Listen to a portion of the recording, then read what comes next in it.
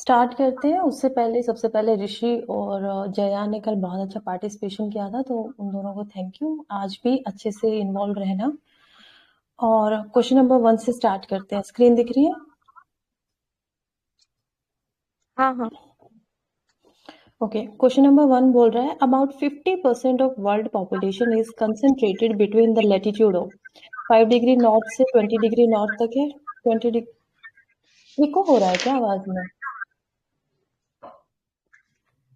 हो रहा है।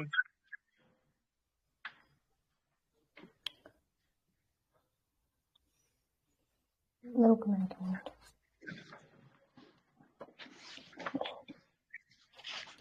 चलो, ऑप्शन बी बोल रहा है 20 डिग्री नॉर्थ से 40 डिग्री नॉर्थ तक। सी बोल रहा है 40 डिग्री नॉर्थ से 60 degree north. 20 degree south, 40 degree south. बताओ।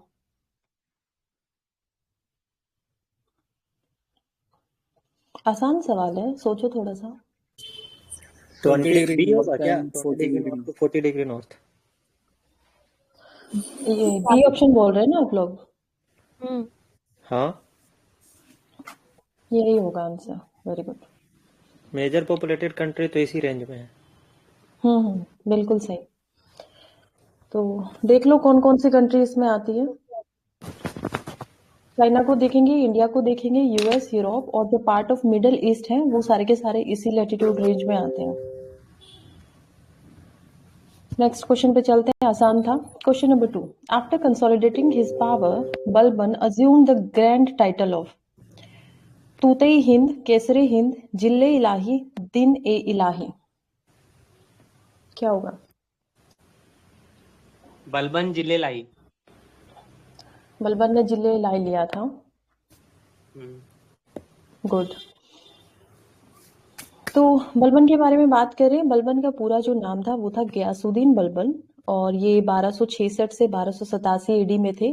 स्लेव डायनेस्टी से बिलोंग करते थे, और इन्होंने ही जो कंसेप्ट है डिवाइन किंगशिप था वो ये लेकर आए थे। मतलब कि मैं एक कंसेप्ट होता है ना कि बाद में सबके सब, वैसे एंशिएंट इंडिया में भी पाया जाता था, ऐसा नहीं था कि पहले नहीं था। वो लोग भी राजपूत वगैरह सब आ रहे थे, तो अपने आप को कोई चंद्रमा से जोड़ रहा था, कोई फिर सूरज से जोड़ रहा था, हम सूर्यवंशी हैं।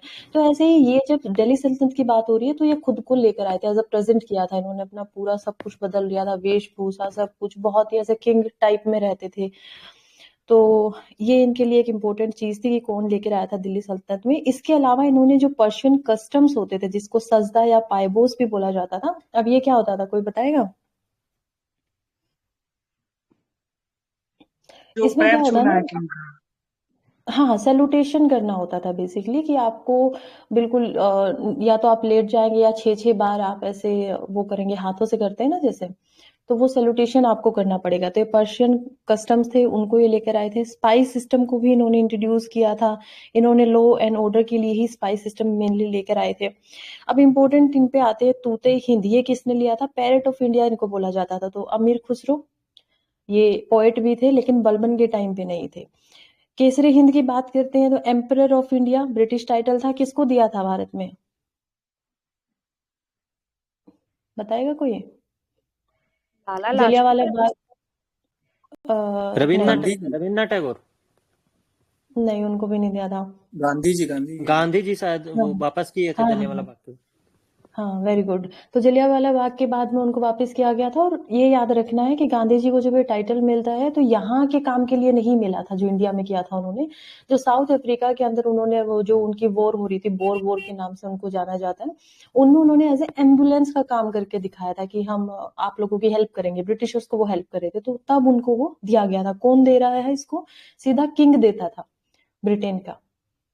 ठीक है। फिर जिले हिलाई हमने देखा, शेडो ऑफ गॉड, ये कोई किसने लिया? बलबन ने लिया। और दीन ए इलाही ये डिवाइन फेथ कौन लेकर आया था? अकबर लेकर आया था as a religious movement. Question number 3 की तरफ। लिस्ट 1 लिस्ट 2 से मैच करना है। क्लाइमेट कंडीशंस एक तरफ दी गई है, दूसरी तरफ रीजन्स है कि ऐसा क्यों हो रहा है इन जगहों पे। बोल रहा है Chennai is warmer than Calcutta, तो कलकत्ता से ज्यादा गर्म है चेन्नई। क्या रीजन हो सकता है? North east, monsoon, altitude, western, west Bengal to Punjab, distance from sea, latitude. बताओ चेन्नई क्यों गर्म है कोलकाता से? North east monsoon. नहीं, लैटिट्यूड डिस्टेंस फ्रॉम होना द सी। चाहिए। फ्रॉम द सी नहीं होना चाहिए। Chennai is warmer than Calcutta. Latitude क्यों नहीं हो सकता? आप लोग क्यों नहीं कंसीडर कर रहे हो? एल्टीट्यूड भी हो सकता है। ये एल्टीट्यूड तो ये स्नोफॉल वाला होगा ना, स्नोफॉल इन अरे हिमालयस लैटिट्यूड, एल्टीट्यूड। नहीं, लेकिन अगर लैटिट्यूड देखा जाए तो हाँ, चेन्नई इक्वेटर के पास ज्यादा है, कलकत्ता दूर है। ठीक है, लैटिट्यूड होगा। जया और देव आप सही बोल रहे हो, लैटिट्यूड ही इसका होगा। स्नोफॉल वाला बता ही दिया है, किसने बताया था? एल्टीट्यूड इसका आंसर होगा, तो ये आसान था। तीसरा बताओ, रेनफॉल डिक्रीज हो जाती है डिप्रेशन से, तो वो अब दो ऑप्शन ऑलरेडी जा चुके हैं, ए, डी और सी।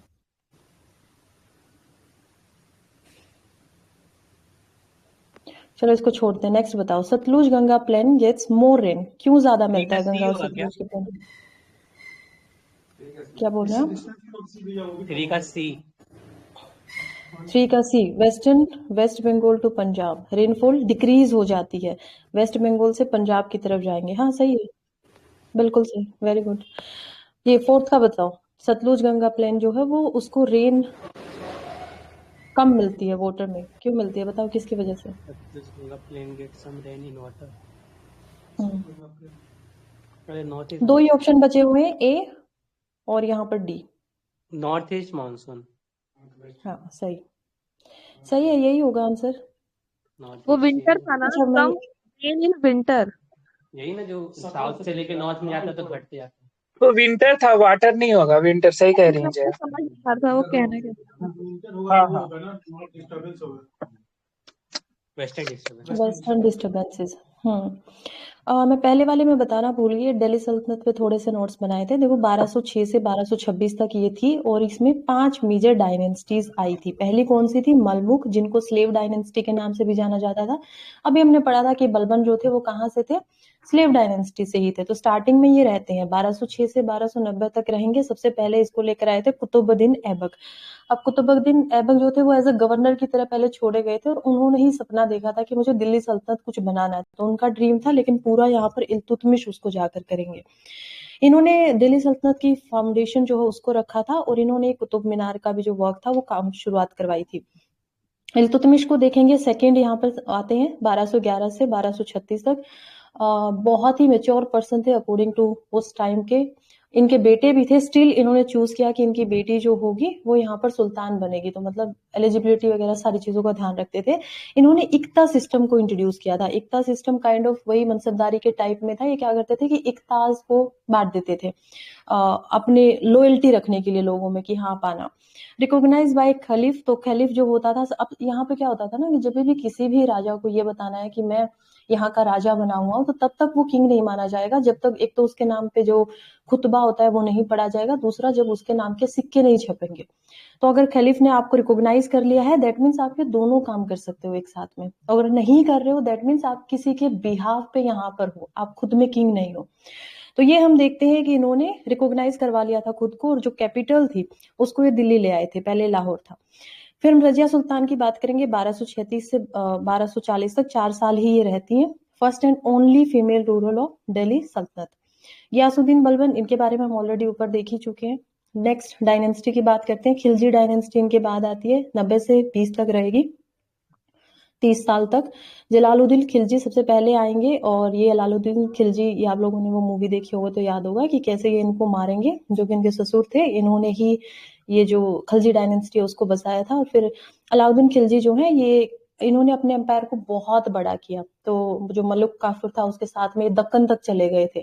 तो ऐसा बहुत टाइम आया हिस्ट्री में, जैसे अशोक आता है तो अशोक यहाँ पर, चंद्रगुप्त उसको दिल्ली और राजस्थान या यूपी का एरिया देके जाते हैं, बट अशोक उसको दक्कन तक ले जाता है, ऑल ओवर इंडिया में पहुंचा देता है। ऐसे ही फिर आगे टाइम बढ़ेगा तो हर्षा का एम्पायर बहुत बड़ा तो नहीं होता है, 606 से 47 में हर्ष आते हैं, तो बट स्टिल वो आधे इंडिया पे कर लेते हैं अपनी पकड़।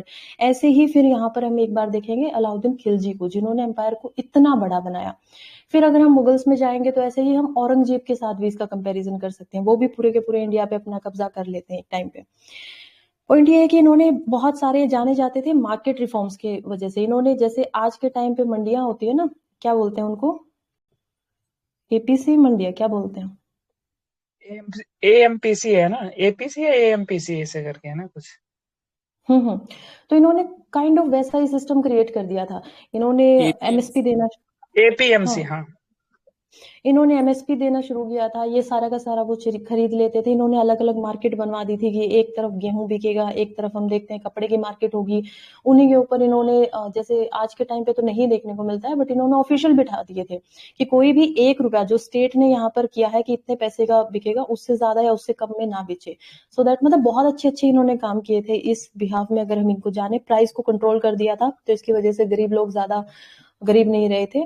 एंड इन्होंने अपनी एक स्टैंडिंग आर्मी बनाई थी। तो इससे पहले स्टैंडिंग आर्मी नहीं होती थी। क्या करते थे कि लोग जो मतलब हुंडी वाला सिस्टम था, वो दूसरा, हुंडी तो नहीं बोलते उसको, मतलब पॉइंट ये था कि जो लोग खेती करे जा रहे हैं, फिर जरूरत पड़ेगी तो उनको ले आते हैं वोर के टाइम पे, फिर उनको जो भी जीत का सामान मिला उसको सेपरेट उनके अंदर बांट दिया जाता था। तो वो सिस्टम चलता था, लेकिन उन्होंने अपनी एक स्टैंडिंग आर्मी बनाई थी। एक इंपॉर्टेंट फैक्ट ये भी है इनके लिए। मंगोल्स को इन्होंने हरा दिया था। गुजरात, रणथंभौर, चित्तौड़, मालवा, इन सारे के सारे एरियाज को कैप्चर कर लिया था। फिर तुगलक आते हैं तीसरी बार में, 320 से 1414 तक ये रहेंगे। गयासुद्दीन तुगलक बहुत ही मतलब एक होता है ना कि एक राजा आएगा बहुत खतरनाक, फिर उसके बाद जो आने वाले होंगे वो थोड़े से काम आते हैं, थोड़े से अच्छे आते हैं। तो उनको पता होता है कि नहीं तो सब अगेंस्ट चल रहे हैं। तो वैसे ही ये थोड़े से ठीक ठाक नेचर के थे, मतलब इनके लिए ये भी एक टर्म होता है कि ये काफी अच्छे दिल के थे। इन्होंने तुगलकाबाग फोर्ट जो है वो बनवाया था। मोहम्मद बिन तुगलक, इसको एक इंपॉर्टेंट बात याद रखनी है जो किताबों में ज्यादा नहीं मिलती है। इनको वाइजेस्ट फूल माना जाता था कि ये सबसे ज्यादा समझदार होके भी सबसे ज्यादा बेवकूफ रहे। क्यों? क्योंकि इन्होंने समय से पहले ऐसे एक्सपेरिमेंट किए जो उस टाइम पे लोग नहीं समझ पाए। इन्होंने कैपिटल को शिफ्ट कर दिया दौलताबाद में, वो तो कोई प्रॉब्लम नहीं थी, लेकिन उन्होंने टोकन करेंसी ले आए थे ये। तो टोकन करेंसी जैसे आज हम इस्तेमाल करते हैं, हमें अगर हम नोट वापस करेंगे तो 500 के बदले टोकन ही वापस मिलेगा, 100 का नोट मिलेगा, 200 का मिलेगा। बट ऐसा नहीं है कि हम उसको सोने में या चांदी में ले लें। ऐसा ही कुछ करने की इन्होंने कोशिश की थी, लेकिन वो बहुत बड़ा ब्लंडर हुआ, फेल हो गया।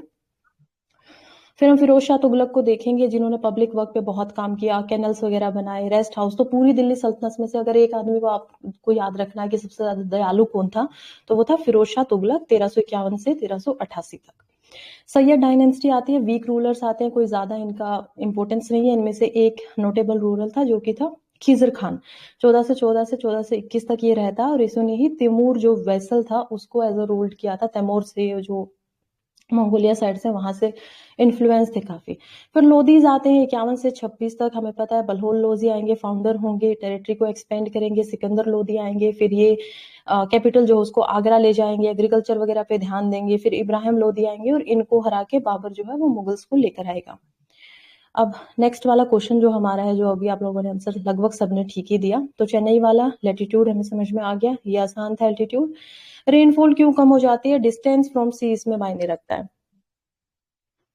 क्योंकि काफी है। मतलब वेस्ट बंगाल में हम देखेंगे यहाँ पर सी है, और पंजाब की तरफ लैंड लॉक हो जाता है कंप्लीटली। नेक्स्ट देखते हैं सतलुज गंगा क्यों रेन उनको विंटर में आती है? क्योंकि वेस्टर्न यहाँ पर डिप्रेशन लिखना हुआ है, लेकिन डिस्टर्बेंस होना चाहिए यहाँ पे। तो वेस्टर्न डिस्टर्बेंसेस की वजह से उसको मिल जाती है वो। चलो नेक्स्ट क्वेश्चन करते हैं, question number 4। The economic and monetary union of 15 European countries is propose to made by 1999, but the currencies of 2 countries. बकवास क्वेश्चन है, कह रहा है कि 2 ऐसी कंट्रीज है, इनमें से उन कौन सी ऐसी करेंसीज है जो एक साथ मतलब काम हो सकती हैं, कि सेम वैल्यू की हैं, आप दूसरी कंट्री में लेके जाओगे वही सेम पैसा मिलेगा। France, Switzerland, Switzerland, Luxembourg, Belgium, France and Belgium. अभी कोई रिलेवेंस नहीं है, आगे बढ़िए इसको। लेकिन अभी भी ये चलता है, मैं इसलिए पूछ रही हूँ कि अभी भी वो चीज सेम है। तुक्का मारो, कोई बात नहीं। लग्जमबर्ग और बेल्जियम, हाँ जी, बेल्जियम। यही होगा।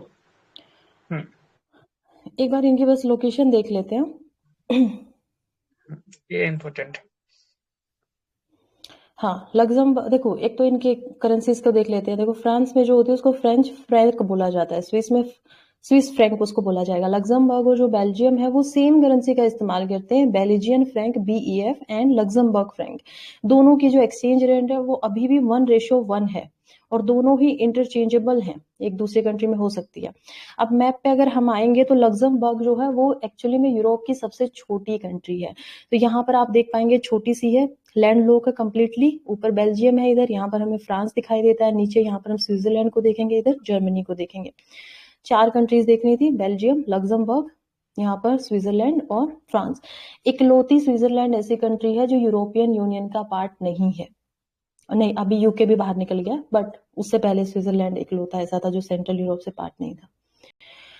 Question number 5, the average rate of domestic saving for the Indian economy is currently, अब ये छोड़ो, पहले वाला ये गलत है वैसे भी, पर हाँ इसमें से एक ऑप्शन है जो आज के टाइम पे ठीक है। तो बताओ आज के टाइम पे क्या हो सकता है कि डोमेस्टिक सेविंग जो हमारा है एवरेज रेट इकोनॉमी के अंदर वो किस रेंज में है। 2022-23 का डाटा पब्लिश हो चुका है मिनिस्ट्री ऑफ स्टैटिस्टिक्स के ऊपर। अभी सी होगा सेविंग्स क्या? पहले से कम हो गया ना, जया कुछ बोल रही हैं आप, क्या बोले? पहले के कंपैरिजन में सेविंग्स घट गई है ना। हाँ हाँ, कमी है, मतलब 2-3 साल पहले के कंपैरिजन में। नहीं, बढ़ी है। बढ़ी है। हाँ, डोमेस्टिक अरे नहीं सेविंग नहीं, में 2-3 साल बताऊंगी वो क्या पहले होगा। के कंपैरिजन में घटी है, बाकी मतलब इस मतलब 10 साल पहले के कंपैरिजन में तो बढ़ी पिछले है, लेकिन 2-3 साल। 10 हम्म 10 साल के कंपैरिजन में भी बढ़ी है। पिछले अगर 2020 और से अगर हम 2022 का डाटा देखेंगे उसमें भी बढ़ी है, और अभी हमारे पास करंट डाटा 2022 और 23 का है। लगाओ लगाओ, सोचो इनमें से क्या होगा। ये सी होना चाहिए मेरे अनुसार से, तो सी या डी में से कोई एक। 20 से 25। ये आप दोनों का है। तो अगर हम आंसर देखेंगे तो अभी थोड़ा ज्यादा हो गया है, 30 से 35% हो गया है। ठीक है, देखते हैं डाटा के अकॉर्डिंगली। तो सबसे पहले तो ये देख लेते हैं कि ग्रोथ सेविंग का मतलब क्या होता है। Income that is saved by all sector of economy. ये नहीं है कि सिर्फ हाउस होल्ड सेविंग की यहाँ पे बात हो रही है कि आपने इन्वेस्ट ज्यादा होने लगा है, बैंक में ज्यादा जाने लगा, वो आप कंफ्यूज मत करो। इसमें सारे के सारे सेक्टर आएंगे इकोनॉमी के, हाउस होल्ड्स भी आएंगे, बिजनेसेस भी आएंगे, गवर्नमेंट भी आएगी, और उनको जब काउंट किया जाता है उनके डेप्रिसिएशन को हटाकर जो कैपिटल कंजप्शन होता है तब उसको सेविंग हम मानते हैं। नाउ इसका फॉर्मूला क्या है ग्रोथ सेविंग का? ग्रोथ नेशनल डिपोजिबल इनकम जो हमारे पास है, और टोटल कंजप्शन। टोटल कंजप्शन में क्या आएगा? हमने मशीन खरीदी थी, उस मशीन की अब जो वैल्यू है वो थोड़ी कम हो गई है, वो थोड़ा बहुत रियर टेयर अप हो गया, उसको खर्चा करना पड़ेगा, कैपिटल फॉर्मेशन में दोबारा से उसके ऊपर हमें लगाना पड़ेगा, वो सबको माइनस करके। तो अगर आप ये देखेंगे तो ये सोर्स है 2022-23 का। इसमें हम देखेंगे कि यहाँ पर इसी के अकॉर्डिंग, टेबल के अकॉर्डिंग, हाउस होल्ड सेक्टर जो है वो 65% से कंट्रीब्यूशन कर रहा है। गवर्नमेंट सबसे कम कर रही है, माइनस में कर रही है, बल्कि डेफिसिट में है। प्राइवेट सेक्टर 35.3% कर रहा है। किसी को और कुछ इसके बारे में बताना है तो बताओ। एस्टिमेट अभी 30% पे है 2021-22 का डाटा। कोई समझा दो ना आसान से। क्या अब इसमें समझाना है, सब कुछ तो क्लियर ही है। चलो आगे बढ़ते हैं फिर। क्वेश्चन नंबर 6, लिस्ट 1 से लिस्ट 2 को मैच करना है। बटलर कमेटी की बात कर रहे हैं। चलो इसमें से सबसे पहले आसान बताओ, हंटर इंक्वायरी जो थी वो किसके लिए होगी? जलियांवाला मैसेकर? जलियांवाला हाँ हाँ, वेरी गुड, जलियांवाला होगा, ठीक है। अब बटलर की बताओ। एक तो हमारा कट गया ये relationship relationship. Between Indian state and Paramount power, ये बटलर होगा। फोर्टो फोटो कमीशन एजुकेशन से था या फिर ये एडमिनिस्ट्रेशन से था? क्या क्या बता? हार्ट ऑफ कमीशन एजुकेशन से था। हाँ, एक और अरे सही है। आपका बैकग्राउंड, आप लोग एक आंसर और पे पहुंच गए हो। बोलो अभिषेक, बोलो। अभिषेक आपके एक और बैकग्राउंड से बहुत आवाज आ रहा है। कोई बात नहीं, उनको बोलने दो। एक और हंटर था ना जो एजुकेशन से भी था। हाँ, वो कमेटी था, ये कमीशन है, या ये ये कमीशन क्या इंक्वायरी है? है, अच्छा इंक्वायरी। बुद्धिमान ओके कमेटी सॉरी। था जो कॉन्स्टिट्यूशनल को देखने में था, हाँ, वर्किंग ऑफ डायरकी में था। Constitution. Man committee. Very good, सबने बता ही दिया आंसर, आंसर यही होंगे। तो देख लेते हैं एक बार ईयर वाइज, सबसे पहले कौन आया, लेट कौन आया। तो बटलर की अगर हम बात करते हैं तो 1927 में ही आया था, और उससे पहले 1919 में आ गया था ये हंटर इंक्वायरी, वो तो पता ही है। फिर मुडिमन, ये हम देखेंगे कि 1924 में आता है। हर्टोग 1929 में आएगा। एक बार दोबारा से देख लेते हैं। बटलर जो था वो रिलेशनशिप बता रहा था Indian state and Paramount powers के बारे में। हर्टोग की बात करते हैं तो ये एजुकेशन से रिलेटेड था। एजुकेशन से रिलेटेड अभी तक 2-3 हम और पढ़ चुके हैं, पहले वाले 2 दिन पहले का डिस्कशन था। किसी को याद है? 1-2 रिपोर्ट भी हमने पढ़ी थी, एक डिस्पैच भी था उसमें। डिस्पैच, प्लान भी आया वेरी था गुड। एजुकेशन से रिलेटेड। मकॉले मिनट्स, एक मॉडर्न, डिस्पैच। हाँ मकोले मिनट भी आती है इसमें, शाबाश। और एक और मैंने आप लोगों को बताया था कि इसकी वजह से जो मॉडर्न एजुकेशन है वो एक्चुअली में स्टार्ट हुई है। आज का हमारा जो स्ट्रक्चर है वो उसकी वजह से है। तो वो किसकी रिपोर्ट टाउन थी? फिल्ट्रेशन थ्योरी भी थी ना एजुकेशन से रिलेटेड। वो आपको एक्सप्लेन करनी पड़ेगी। हाना था ना डॉल फिल्ट्रेशन थ्योरी।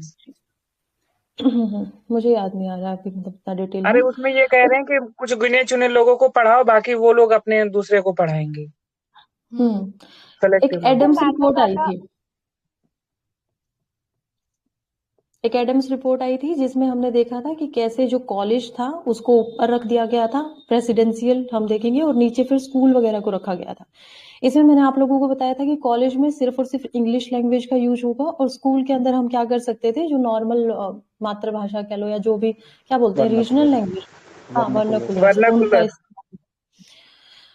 एक इम्पोर्टेंट चीज इससे रिलेटेड ये थी कि जो मूडीमैन कमेटी आती है उसमें ये कंक्लूड कर दिया गया था कि डायाकी जो है वो सक्सेसफुल नहीं है, तो 1919 के अंदर।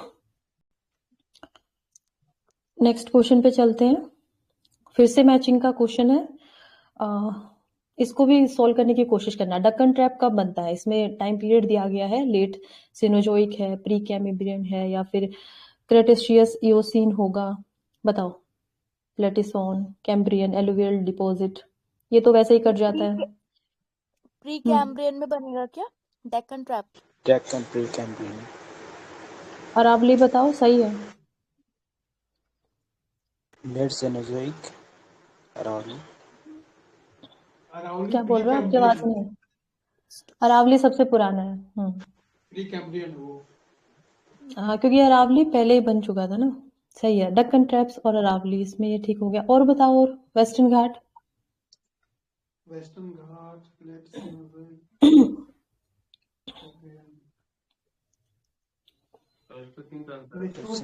चलो नर्मदा तापी बताओ, फिर ऑटोमेटिकली सॉल्व हो जाएगा। आवाज नहीं आ रही ऋषि, जोर से बोलना पड़ेगा। बी आंसर होगा, 1 का बी। डक्कन ट्रैप जो है वो प्री कैम्ब्रियन में ही बना था। और ये हम देखते हैं 2 का ए, वेस्टर्न घाट लेक सेनोजोइन में बनेगा। अरावली की अगर हम बात करेंगे तो ये दो बार बी कैसे बोल दिया, सॉरी सी, ये इसमें बनेगा। चलो इसी में देखते हैं। डक्कन ट्रैप जो है वो बनता है 66 से 60। हमें याद ही है कि कैसे वो जो मेडागास्कर से दूर होता है तो फिर वो ऊपर की तरफ आएगा, फिर यहाँ पर अंडमान में कौन सा आइलैंड था वो, अंडमान का एक आइलैंड जो अभी भी एक्टिव वोल्केनिक, बैरन आइलैंड, तो उसके ऊपर जाएगा। हाँ, उसके ऊपर जाएगा, उसमें से बहुत सारा इग्नियस वो जो है लावा निकलेगा, वो ऐसे ट्रैप बन जाएगा, ये सब होगा। इसके लिए मैंने इसमें ऐड कर दिया, एक्चुअली मैंने ट्रिक वगैरह बनाई थी अपने नोट्स में, इसको पढ़ लेना। जैसे कि टाइम फ्रेम को अगर हम याद करेंगे तो उसके लिए ट्रिक थी सीपी के नाम से। तो सुपर इयोन सबसे पहले आएगा, देन इयोन आएगा, फिर एरा आएगा, पीरियड आएगा, एपोक आएगा। तो ये है, ये भी अगर हम देखेंगे तो इयोन 4 पार्ट्स में बने हुए हैं। इसमें हेडन को हम देख पाएंगे, इसमें मिलियन ईयर की जगह बिलियन ईयर से भी याद कर सकते हो, 450 से 400 बिलियन ऐसे कर सकते हो। आर्कियन यहाँ पर आएंगे, फिर प्रोटोजोइक आएंगे यहाँ पर, और फिर फेनरोजोइक आएंगे। फिर यहाँ पर एरा को कैसे याद करें, इसके लिए भी ट्रिक थी, प्लीज पे माई चिल्ड्रन। तो इसमें क्या है, प्लीज पी से यहाँ पर बनेगा प्री कैम्ब्रियन जो कि इस समय पे सबसे पुराना है। फिर पी से देखेंगे पे पैलियोजोइक आएगा, एम से यहाँ पर मेसोजोइक आएगा, और ये आसान है सिनोजोइक। फिर पीरियड्स के लिए भी ट्रिक बनी है जो कि है camel often sit down carefully perhaps their joints crack. तो इसमें भी सी से ऐसे बांटा हुआ है, कैम्बल जो कैम्ब्रियन में आएंगे। ऐसे हम देखेंगे सबसे पुराना कौन सा है, कैम्ब्रियन होगा। उसके बाद यहाँ पर कैम्ब्रियन में सबसे पहले इनवर्टिब्रेट्स जो एनिमल्स है वो आने शुरू हो गए थे। फिर ऑर्डोवेसियन, ये दो बहुत ही आसान है, यहाँ पे फिशेज का इसको टाइम बोला जाता है। फिर सिलुवियन आएगा तो अर्लीस्ट लैंड एनिमल्स यहाँ पर आएंगे। डी से यहाँ पर डेवोनियन बनेगा, एजेस ऑफ फिशेज यहाँ पर आएगी। केयरफुली अगर सी उठाएंगे यहाँ से तो कार्बोनिफेरियस टाइम आएगा जिसमें पहले इंसेक्ट आते हैं। परहैप्स से परमिनियन टाइम आएगा, पहले रेप्टाइल वगैरह आएंगे, ये सब पढ़ लेना। और ये जो सेनोजोइक एरा इसको हम बांट सकते हैं जो कि आज का बहुत ही हो गया। तो इसमें टर्शरी और क्वाटरनरी ये दोनों आता है। क्वाटरनरी यंगर होगा, टर्शरी ओल्डर होगा। यहाँ पर सबसे पहले एज ऑफ मैमल्स आती है। और एपक को भी याद कर सकते हैं, put eggs on my plate please Honey. तो ये तो ये जो प्लीज हनी वाला है प्लेस्टिसोन और होलिसिन, ये क्वाटरनरी पीरियड में आता है। टर्शरी पीरियड के अंदर हम देखेंगे तो इसको फिर से बांट सकते हैं, पैलियोसीन में, इयोन में, ओलिगोसीन में, मायोसियन में, प्लियोसीन में। नेक्स्ट क्वेश्चन की तरफ बढ़ते हैं। The number of industries for which industrial licensing is required. अब इनमें से कोई भी आंसर नहीं है, लेकिन आप किसी को याद है तो बता दो। मतलब अगर आपको कोई भी ऐसी इंडस्ट्री है, उनको कितनों को मैंडेटरी होता है कि लाइसेंस लेना ही पड़ेगा? नहीं पता जी। किसी को तुक्का भी नहीं मारना है? माइनिंग। अच्छा हाँ हाँ, ऐसे कोशिश कोड करो। है ना, कुछ रेड इंडस्ट्री मतलब जो हाईली पॉल्यूटिंग है, कुछ हम्म ग्रीन वाले में, कुछ व्हाइट में, एग्जैक्टली याद हम्म नहीं आ रहा मुझे, लेकिन ऐसे कुछ कोड करके रखा हुआ है कि ज्यादा पॉल्यूटिंग है तो लेना ही पड़ेगा। और हाँ ठीक है। वैसे आपने एनवायरनमेंट से रिलेटेड एक बता दिया, वो सिर्फ एक ही होगा, तो उसके अलावा भी अलग अलग है। चलो फिर देख ही लेते हैं। तो अभी फिलहाल 5 है, पहले जितने होते थे मैंने सोचा भी नहीं, 6 होते थे शायद, छोड़ दिया है। एनीवे, ये इंडस्ट्रीज वो होती हैं जिनको लाइसेंसिंग की जरूरत पड़ती है। क्यों? क्योंकि पब्लिक हेल्थ से रिलेटेड, सेफ्टी से रिलेटेड या नेशनल सिक्योरिटी से रिलेटेड इनकी जो अहमियत है वो थोड़ी ज्यादा है। करंटली 5 है। कौन कौन सी है? इसमें सबसे पहले हम देखेंगे distillation and brewing of alcoholic drink. तो ये हमारी देखो 3 इनमें से ऐसी 2 ऐसी हैं जो यहाँ पर department of promotion of industry and internal trade के अंदर आती है, DPIIT। तो ये क्या करेंगे, अंडर मिनिस्ट्री ऑफ कॉमर्स है और यही इनको लाइसेंस देते हैं। तो इसमें सिगार भी आएगा, सिगरेट भी आएगा, टबैको वगैरह का सब्सिट्यूट आप अगर कुछ भी बना रहे हो, जैसे वो कुछ गोलियां आती है ना कि स्मोकिंग नहीं करनी पड़ेगी, कुछ खा के उनका नाम होता है निकोटीन। निकोटीन क्योंकि दिमाग में फिर वही काम करता है स्मोकिंग से। तो अगर वैसा भी कुछ आप बना रहे हो तो भी आपको लाइसेंस लेना पड़ेगा DPIIT के अंडर। फिर यहाँ पर तीसरा है जो कि है इलेक्ट्रॉनिक एरोस्पेस से रिलेटेड और डिफेंस से रिलेटेड। तो ये आसान है कि कौन देगा इसको लाइसेंस, मिनिस्ट्री ऑफ डिफेंस देगा। इसके बाद फोर्थ हम देखेंगे जो कि है इंडस्ट्रियल एक्सप्लोजिव्स के रिलेटेड। तो इसको यहाँ पर मिनिस्ट्री ऑफ होम्स अफेयर जो वो संभालती है और वो लाइसेंस भी वही देती है। नेक्स्ट हम देखेंगे हजार्डियस केमिकल्स के बारे में। तो ये जया ने बताया था, तो ये सही बता रहे थे आप, एनवायरमेंट के अंडर ये आता है और ministry of environment and forest और जो क्लाइमेट चेंज है वही इनको लाइसेंस प्रोवाइड करवाती है। नेक्स्ट क्वेश्चन देखते हैं। The head of military department under the reorganised central machinery of administration under Akbar reign was दीवान, मीर बख्शी, मीर समान, बख्शी। मीर बख्शी। पूछना मिलिट्री का हेड मीर कौन बख्शी। था? मीर मीर बख्शी, बहुत अच्छे, वेरी नाइस वेरी नाइस। देखते हैं फिर दीवान कौन होता था। अरे यार ये तो आसान था, ऐसे पूछना था। बताओ दीवान कौन होता था? अरे जो लैंड आजकल रेवेन्यू भी कलेक्ट यूज करता होता है, होगा ना। फाइनेंस से रिलेटेड। आजकल भी तो दीवान वर्ड यूज होता है, बहुत सही। हाँ। और बख्शी कौन होगा? ये इसी से रिलेवेंट है, तो क्या हो सकता है सोचो। ये बख्शी पता है क्या है? सूबेदार। नहीं, दंडाधिकारी वगैरह होगा ये। नहीं, दंड अधिकारी तो नहीं ज, होगा। सूबेदार मतलब क्या होता है अभिषेक, एक बार बताओ। कुछ मतलब वाइस मिलिट्री वाला होगा। Vice vice commander kind of थी। ये जजमेंट वेरी वगैरह गुड से वेरी नहीं गुड। है, जुडिशरी से नहीं है नहीं नहीं ऐसे? नहीं नहीं, सही, अभिषेक सही है, इन्होंने सही पकड़ा है। देखो मीर बख्शी का, मीर का मतलब यहाँ पे मेन मान लो, चीफ मान लो बिल्कुल। जहां पे भी हम्म। मीर वर्ड आएगा वो मतलब है कि उसका वाइस मतलब बिल्कुल हेड है।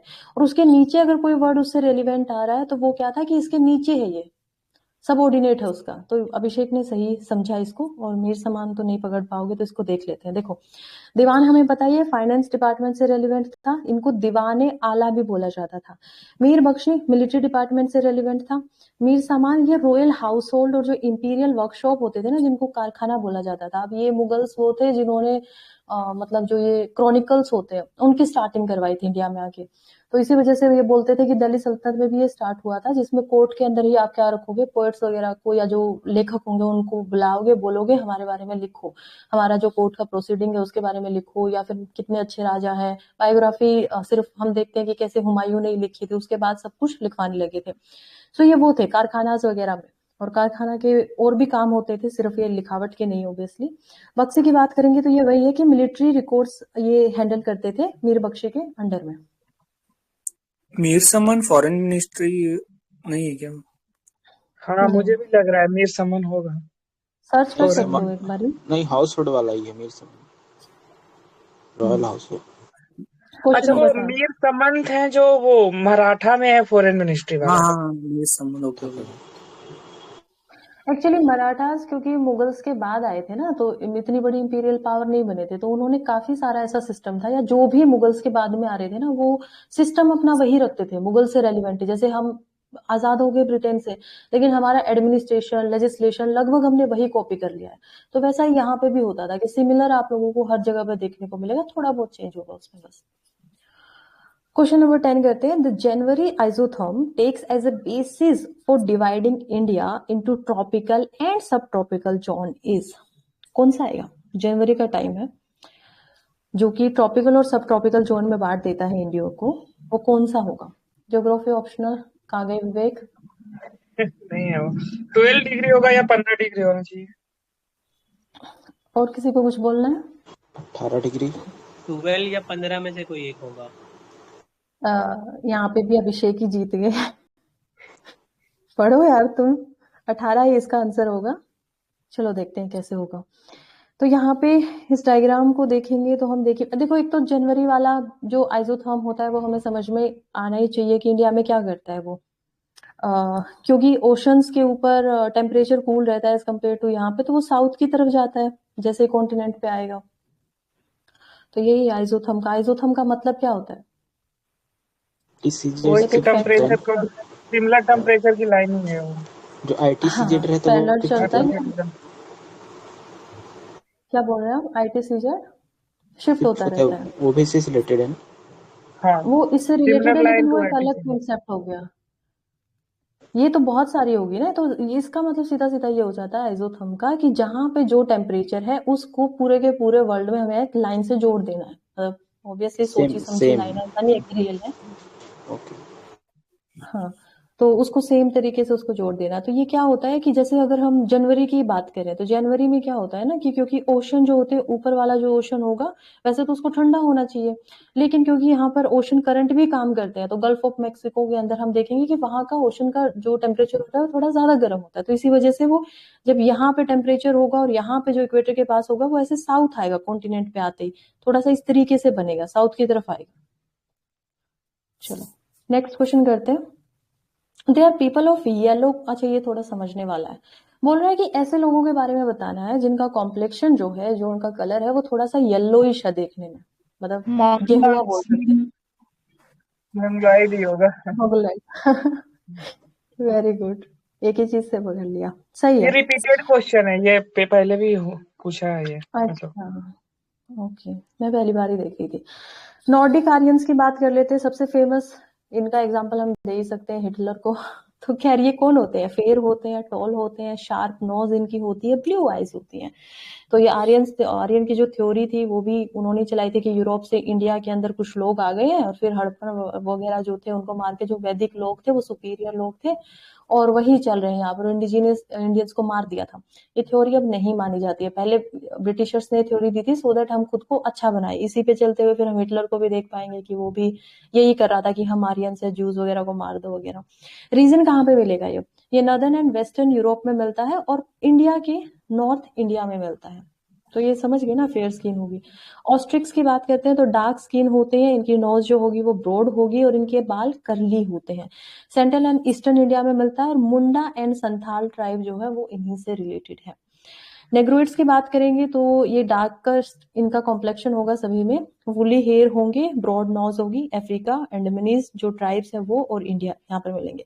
बेंगोलर्स आप लोगों ने पकड़ लिया, येलो स्किन इनकी आ जाती है। आई जो होती है वो थोड़ी स्लेंटेड होती है, ज्यादा बड़ी नहीं होती है और इनके चिक बोन्स जो होते हैं वो हाई होते हैं। नॉर्थ ईस्ट इंडिया में देखने को मिलता है तिब्बत, चाइना, जापान, कोरिया। एक बार इनको देख भी लो, ऐसे थोड़ा और याद रहेगा। तो ये कोकोशोइड बोला जाता है इनको। लाइट ग्रे स्किन इनकी होगी, नैरो स्कल इनका होगा, बहुत पतला सा ऐसे फेस होगा। ये हमने मंगोलॉइड को देखा तो ये कुछ इस तरीके से दिखाई देते हैं स्किन इनकी।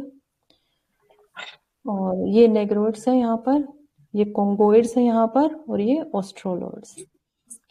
चलो वो 10 क्वेश्चन का आंसर क्या है? 10 क्वेश्चन 18 डिग्री या 20? हाँ नहीं 18 ही है, बट वो टेक्स्ट बुक में 20 डिग्री दिखा रहा है। आपने अच्छे से पढ़ा, यही बोल रहा है द जनवरी आइजो था।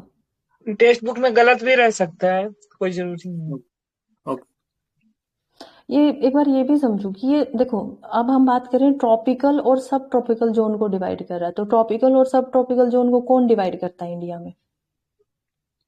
आइजोथर्म को छोड़ो, वैसे बताओ ना कौन डिवाइड करेगा? Tropic of cancer. Very good Jaya. तो ट्रॉपिक ऑफ कैंसर उसको डिवाइड करेगी, तो ये वहां से जो जा रही होगी ना इजोथर्म, उसको देखो कि वो 18 डिग्री से ही जा रही होगी ओके। उन्हीं स्टेट में से। हम्म। 12 पे थे ना हम।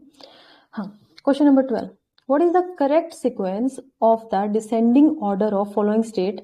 ये सेम टू सेम है, इसका आंसर आज भी यही है। 2011 की अगर लिटरेसी हम बताएंगे, बताना है कि किसमें सबसे ज्यादा फीमेल लिटरेसी है इनमें, और उसके बाद जो लास्ट है उसको बताओ। आसान है, करो इसको। केरला केरला, गोवा, केरला, वेरी मिजोरम। गुड। और हाँ, मिजोरम। बहुत सही। 1 2 3 नागालैंड, यही बोल रहे हो ना? हाँ, हाँ, यही आंसर होगा। शाबाश। तो इसमें तो कुछ और था ही नहीं देखने को, यही है। आगे बढ़ते हैं, बस आसान सवाल था। क्वेश्चन नंबर 13, कॉम्बैट के बारे में ध्यान से सुनना, मुश्किल लग सकता है सुनने में बट है आसानी। The tail of a comet is directed away from the sun. क्यों होती है? यहाँ पे सन है, जो कॉमेट आता है वो इस तरीके से उसकी टेल ऐसे रहती है पीछे। अब पूछ रहा है क्यों होती है वो। बिकॉज पहला, as the comet rotates around the sun, the lighter mass of the comet is pushed away due to centrifugal force alone. Number B, as the comet rotates, वो घूमता रहता है, the lighter mass of the comet is attracted by some star situated in the direction of its tail. C, the radiation emitted by sun exert a radial pressure on the comet, throwing its tail away from the sun. Number D, the tail of the comet always exists in the same orientation. बताओ। D तो होने से रहा। B. अच्छा, same नहीं रहती है। अभिषेक D बोल रहे हैं, ओके। बी बोला मैं। ये लग रहा है। सी बोल रहे हो आप लोग, जया भी सी बोल रही है। और किसी को कुछ और बताना है? ठीक है, आंसर सी ही होगा। देख लेते हैं कैसे होगा। देखो, पहली बात तो कॉमेट देखते हैं, कॉमेट होता है क्या है। कॉमेट जो होता है वो एस्ट्रॉइड से थोड़ा अलग होगा। मतलब कॉमेट का नाम ही समझ लो, 3 चीज से मिलके बना है। आइस से बन के मिलेगा, डस्ट और गैस से। और इसके 2 तरीके की टेल होती है। एक को बोला जाता है आयोन टेल, जिसको प्लाज्मा टेल भी बोलते हैं। ये कैसी होती है? स्ट्रेट होती है और ब्लू कलर की हमें दिखाई देगी। और ये अवे तो दोनों ही होंगी सन से। ऐसा तो कभी नहीं हो सकता कि कोई भी टेल मतलब सन की तरफ आएगी, नहीं। उसका जो फेस होगा वो सन की तरफ होगा और उसकी टेल जो होगी वो ऐसे पीछे में दिखाई देगी। डस्ट टेल जो होती है, लेकिन ये सन से दूर क्यों जा रही है? क्योंकि सन जो है वो हम देखते हैं कि सोलर विंड की वजह से उसको पीछे भेज देता है, तो पीछे ही रहती है हमेशा, क्योंकि रेसिस्टेंस लग रही है ना। अब एक बर्फ की चीज आ रही है तो वो रेसिस्ट कर रहा है उसको। डस्ट टेल की बात करेंगे तो कर्वी होती है थोड़ी सी, और इसका कलर येलोइश दिखाई देता है। यहाँ पे कैसा कलर था? प्लाज्मा वाली का ब्लूइश था। यहाँ पे कैसा है? येलोइश है। ये भी सन से होती है, लेकिन इसमें सन की जो रेडिएशन का प्रेशर होता है उसका ज्यादा रोल होता है। इतना डीप में नहीं पूछेंगे मे बी, बट खैर ये पॉइंट समझ लेते हैं। As it approaches the sun, the heat causes the ice to vaporize. Heat की वजह से आइस तो वैसे ही वेपराइज हो गई। 2 चीजें रह जाती हैं, डस्ट एंड गैस। इन्हीं की हमें टेल दिखाई देती है। Releasing gas and dust, solar radiation जिसको लाइट प्रेशर भी बोलते हैं, एंड सोलर विंड जो कि चार्ज पार्टिकल्स होते हैं, push the comet's tail away from the sun regardless of the direction in which the comet is moving. कोई फर्क नहीं पड़ता है। ये कॉमेट्स होते हैं ऐसे पूछ के साथ में, और ये ब्लूइश दिखाई दे रही है। अभी बताओ कौन सा होगा ये? अभी अभी पढ़ा है। Solar wind. हाँ, प्लाज्मा होगा। Very good. अब एक बार ये भी देख लेते हैं इनमें फर्क क्या क्या होता है। कॉमेट जो होता है मास ऑफ आइस होता है, rock and dust, drifting in space, ये तो हमने समझ लिया। आगे बढ़ते हैं। एस्ट्रॉइड को देखते हैं। A body made of rock, इसमें रॉक बहुत ज्यादा होगा, साथ में मेटेलिक और नॉन मेटेलिक दोनों चीजें मिलेंगी। ये सन के अराउंड में ऑर्बिट करता है, और यूजुअली ये एस्ट्रॉइड बेल्ट में ही ज्यादा पाए जाते हैं। कहाँ होती है एस्ट्रॉइड बेल्ट? आगे लिखा भी हुआ है, कोई तो बताओ। मार्स और बीच में जुपिटर के बीच में होता है। हाँ, उसको वेरी गुड। क्यूपर बेल्ट बोलते हैं। हाँ, वो अलग है क्या? क्यूपर बेल्ट क्या आप होता है? क्वेश्चन पूछ रहे हो या फिर बता रहे हो? मुझे जहां तक याद आ रहा है क्यूपर बेल्ट बोलते हैं। किसी को अगर कंफर्म पता है तो नहीं, बता दो। किसको अभी क्यूपर देखेंगे बेल्ट इसको कहते हैं? नीचे। इसको नीचे देखेंगे, रुको, इसको अभी होल्ड पे रखो, आंसर मिल जाएगा। खैर आगे बढ़ते हैं। सम एस्ट्रॉइड्स आर कॉमेट न्यूक्लियर, तो इनका न्यूक्लियस जो होता है वो कॉमेट से ही होता है, मतलब आईसी भी हो सकते हैं थोड़ा बहुत। They range in size from a few centimetre to 1000 of kilometre. और इसी वजह से जो हमारे यहाँ पे किनकी डेथ है, किसको खत्म कर दिया इन्होंने? डायनासोर को खत्म किया था। इतना क्यों सोच रहे हो, बोलो जल्दी जल्दी। मेट्रोइड्स की बात की करते हैं। की तरह से डेथ हुई थी ना? नहीं, उनका क्या हुआ था ना कि वो नीचे आ रहे थे तो उनका जो स्पेसशिप था उसमें कुछ प्रॉब्लम हो गई थी जिसकी वजह से वो फ्रिक्शन कंट्रोल नहीं कर पाए, बहुत स्पीड से नीचे आ रहा था। और हमें पता है कि एस्ट्रॉइड क्यों खत्म हो जाते हैं, नीचे आते हैं, मेट्रोइड क्यों खत्म हो जाते हैं, क्योंकि हमारे यहाँ पे जो अर्थ का एटमोस्फेयर है वो फ्रिक्शन क्रिएट करता है। तो वो गड़बड़ हुई थी उसमें।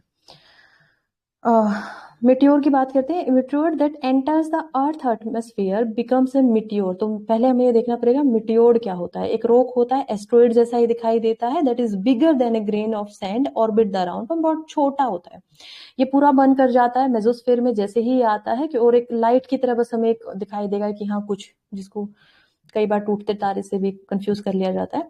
अ meteor can arrive in earth vicinity as a lone object, shooting star और इन क्लस्टर्स मीटियोर शावर्स। तो मीटियोर शावर भी कई बार हो जाता है। फिर फायर बॉल एक और कंसेप्ट है रिलेटेड।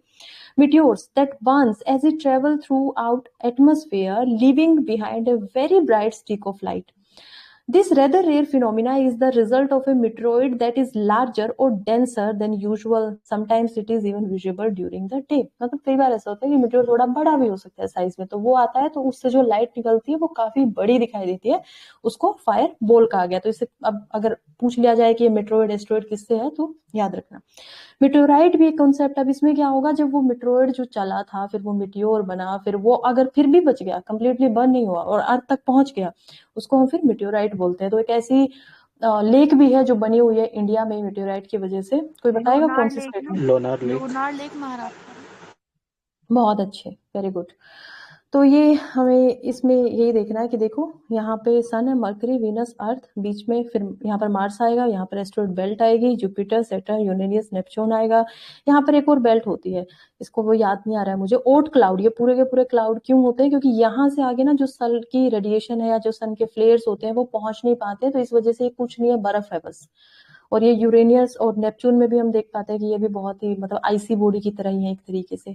तो ओट क्लाउड जो है वो पीछे होता है पूरे जो हमारा सोलर सिस्टम है उसके लास्ट में, और ये जो बीच वाला है इसको हेलियोस्फीयर बोला जाता है, क्योंकि सन से यहाँ तक जो लाइट वगैरह है वो पहुंच पाती है। चलो नेक्स्ट क्वेश्चन। जो क्यूपर एक मिनट, जो क्यूपर बेल्ट है वो नेपट्यून के बियॉन्ड होता है, और जो एस्टेरॉइड बेल्ट है वो मार्स और जुपिटर के बीच में होता है। और डिफरेंस ये है कि वो आईसी होते हैं, जो क्यूपर बेल्ट में होते हैं ना वो आईसी ऑब्जेक्ट्स होते हैं, और जो एस्टेरॉइड बेल्ट में होते हैं वो रॉकी ऑब्जेक्ट्स होते हैं। वही बात हो गई ना कि नेपच्यून और जो मैं बता रही हूँ अभी कि वो दोनों के दोनों आईसी ही है, और वो लास्ट वाला तो बहुत ज्यादा। तो वो क्यों है, क्योंकि सन वहां तक पहुंच नहीं पा रहा है, तो यही इन्हीं को डिफरेंशिएट करने के लिए हमने ये बनाया था। इसका मतलब ये भी है कि क्यूपर बेल्ट और एस्ट्रॉइड बेल्ट दोनों की दोनों यहाँ पर हीलियोस्फीयर में आएंगी। Thank you Jaya. Question number 14. The sponsor and the most prominent figure of the Chishti order of the Sufis in India is Khwaja Moinuddin Chishti. Reason: the Chishti order takes its name from a village Chishti in Ajmer. ये थोड़ा मुश्किल question है, सोचो नहीं तो फिर से ये सही है, रीजन गलत है। ओके, वेरी गुड अभिषेक। सिलसिला बोलते हैं ना, 12 सिलसिला थे ना, उसमें से चिश्ती भी था एक। हाँ चिश्ती तो ठीक है, आप क्या बोलना चाह रहे हो? चिश्ती नाम गांव की वजह से पड़ा हुआ है, मैं ये नहीं कह रही, मैं ये कह रही हूँ जो चिश्ती वर्ड है ना उसमें सेक्ट अलग अलग, सूफीज्म में भी अलग अलग सेक्ट थे, तो वैसे 12 सिलसिलास थे, उसमें एक सिलसिला का नाम चिश्ती था। आई थिंक उसके नाम पे चिश्ती वर्ड आया है। हाँ हाँ, सभी जो भी सूफी सेक्ट आपको देखने को मिलेंगे ना उनमें वही है कि आप कौन सा सिलसिले से बिलोंग करते हो, कौन से ग्रुप से बिलोंग करते हो, उसी के नाम से वो रखा जाएगा। इंडिया में कम आए थे, 5-6 ही आ पाए थे, लेकिन बहुत सारे थे ऐसे अगर हम देखेंगे तो अलग अलग। बेसिकली इनको कंफ्यूज मत करो, सीधा सीधा ये समझो कि जैसे हमारे आश्रम थे, कोई योगी बन गया, कोई नाथ बन गया, कोई कुछ बन गया, लेकिन सब हिंदुइज्म से ही निकल रहे हैं, कोई जैन बन गए, कोई बुद्ध बन गए, वैसे ही इस्लाम से जो जो बने उनके अलग अलग नाम पड़ गए। ठीक है, सी है क्या इसका आंसर? हाँ सी होगा इसका आंसर। देख लेते हैं क्यों होगा सी। सबसे पहले तो ख्वाजा मोइनुद्दीन चिश्ती के बारे में जानते हैं। 1142 में ये आए थे, इनका जन्म हुआ था और 1236 में इनकी डेथ भी हो गई थी। इनको चिश्ती ऑर्डर का फाउंडर माना जाता है इंडिया में, लेकिन वर्ल्ड में ये नहीं थे। वर्ल्ड में कोई और थे, लेकिन हमारे लिए इंपॉर्टेंट नहीं है तो मैंने छोड़ दिया। सॉरी पीछे से अगर ज्यादा आवाज आ रही हो तो। ये अजमेर में सेटल हुए थे और इसी वजह से इनकी जो दरगाह है और इनको जाना भी जाता है तो अजमेर के नाम से ही जाना जाता है, इनको अजमेर वाले बाबा के नाम से समथिंग भी जाना जाता है। और एक चीज याद रखनी है कि किसके रेन में हुए थे, तो पृथ्वीराज चौहान जो थे उनके रेन में ये वहां पर गए थे। और ये ऐसे भी पूछ सकता है कि इनका कंटेम्परेरी किंग कौन था, तो ये याद रखना है। एक तो टाइमलाइन अगर हमें ना भी याद रहेगी तो बस ये याद रखना है कि चौहान जो थे उन्होंने इनको जगह दी थी कि हाँ आ जाओ। चिश्ती जो ऑर्डर है ये एक फैक्ट था, तो ये गलत भी हो जाए तो कोई बात नहीं। ये चिश्ती एक स्मॉल टाउन था हेरात के अंदर जो कि अफगानिस्तान में, वहां से उठाया गया था। तो चिश्ती यूजुअली वहीं से निकले थे, वहीं से इधर की तरफ आ रहे थे, तो पहले अपना नाम ही लेके आएंगे। अब कुछ इंपॉर्टेंट और जो मोस्ट फेमस सूफी ऑर्डर्स रहे हैं इंडिया में उनके देख लेते हैं, जो बार बार पूछे भी गए हैं, पीवाईक्यूज में आए भी हैं। सबसे पहले चिश्ती ऑर्डर ही ख्वाजा मोइनुद्दीन चिश्ती अजमेर और निजामुद्दीन औलिया जो कि दिल्ली में इनका टॉम है, ये एक इंपॉर्टेंट है, ये याद रखना है। अब यहाँ पर नक्शबंदी ऑर्डर भी था, ये कौन थे? शेख अहमद सिरहंदी, ये इसको लेकर आए थे।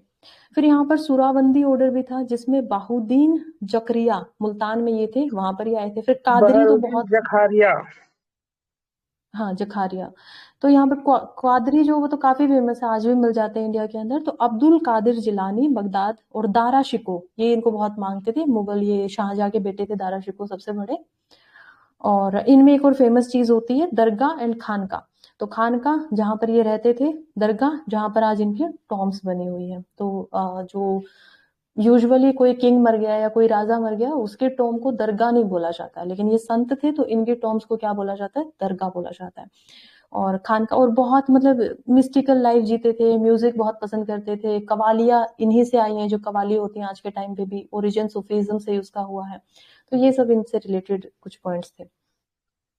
क्वेश्चन नंबर 15 और इसमें मैच वो करना भी है। है ना जिसमें जो पेट्रोनेज स्वीकार करते थे और नहीं करते थे इसमें किंग्स हाँ का। हाँ सही बात है। इसमें एक्चुअली क्या होता था ना, ये मैं फिर से बता रही हूँ, बुद्धिज्म जैनिज्म से इससे थोड़ा सा रिलेट करो।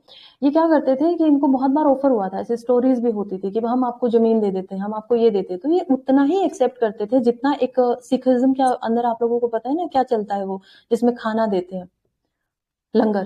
तो लंगर के तरीके से इनका जो खाने का होता था उसमें भी कोई भी आ जाए उसको फ्री में खाना मिलेगा, बैठेंगे, रहने को मिलेगा, सब कुछ मिलेगा। तो उतना ही लेते थे जितने में इनका खर्चा चले, उससे ज्यादा ये कोई जमीन वगैरह कुछ एक्सेप्ट नहीं करते थे। तो ये एक इनसे रेलिवेंट फैक्ट था। ओके, मिनरल्स को बताना है और कहाँ कहाँ पर ये होते हैं वो बताना है। ये गोल्ड है ना, सी होगा इसका, हुट्टी कर्नाटक गोल्ड में। हुट्टी में होगा। ओके हट्टी हट्टी वेरी हुट्टी गुड। नहीं हट्टी। हुट्टी, हाँ हट्टी बोलते हैं इसको, हाँ हाँ हाँ। रायचूर डिस्ट्रिक्ट। ठीक है। कोल का बताओ। भंडारा, करणपुरा। इसको तो भंडारा ही बोलते होंगे। करणपुर, करणपुरा। और मिक्का, माइक्रा। सही। और मैग्नीज, ये तो एक ही बच गया। ठीक है, इसका आंसर यही होगा। Very good. बस मैं स्क्रीन बंद कर रही हूँ। आई डोंट थिंक इसमें मैंने बहुत ज्यादा रिसर्च की है, बस यही बताया मैंने कहाँ कहाँ पे है। करणपुरा जो है वो झारखंड में है, सॉरी झारखंड के अंदर है। गोल्ड को अगर हम देखेंगे तो क्या प्रोनाउंसिएशन बताई थी आपने? हट्टी हट्टी हट्टी हट्टी, हट्टी हट्टी, हट्टी, हट्टी, हट्टी, हट्टी इन कर्नाटका। मिक्का अगर हम देखेंगे तो नीलोर, ये डिस्ट्रिक्ट भी है आंध्र प्रदेश के अंदर, तो ये सारी डिस्ट्रिक्ट ही होंगी आई गेस। मैग्नीज की बात करते हैं तो ये महाराष्ट्र में है, भंडारा।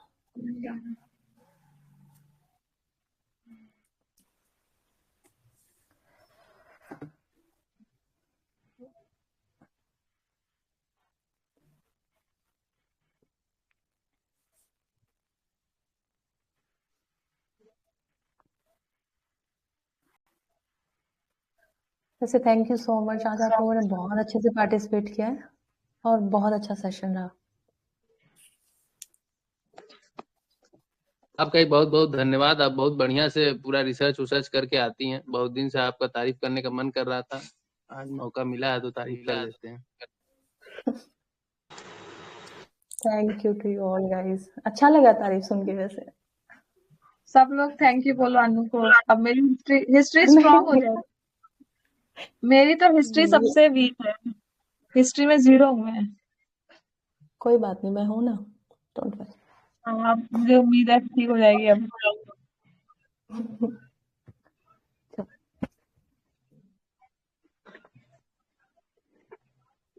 तो हम देखते हैं यहाँ से कि माइका का जो लार्जेस्ट प्रोड्यूसर है वो आंध्र प्रदेश है, फिर राजस्थान है, फिर झारखंड है। कृष्णा भाई तो थैंक यू बोल दा।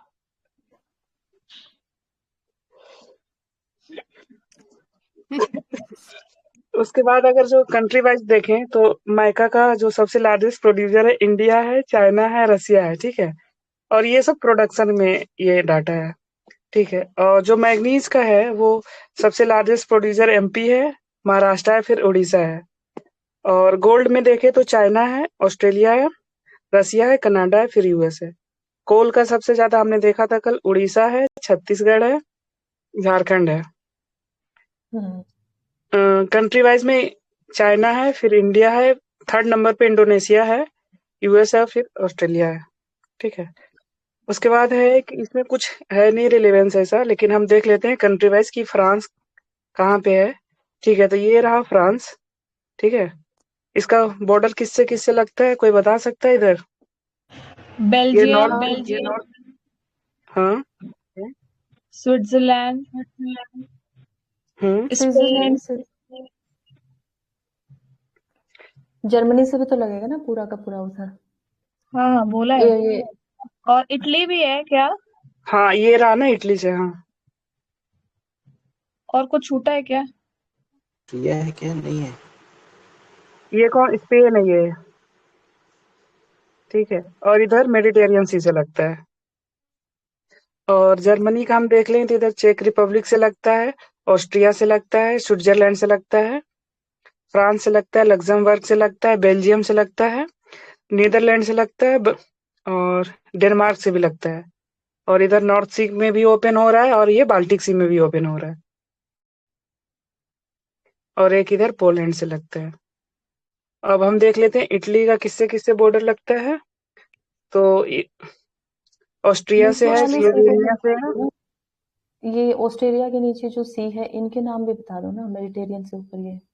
ओके ओके, हाँ।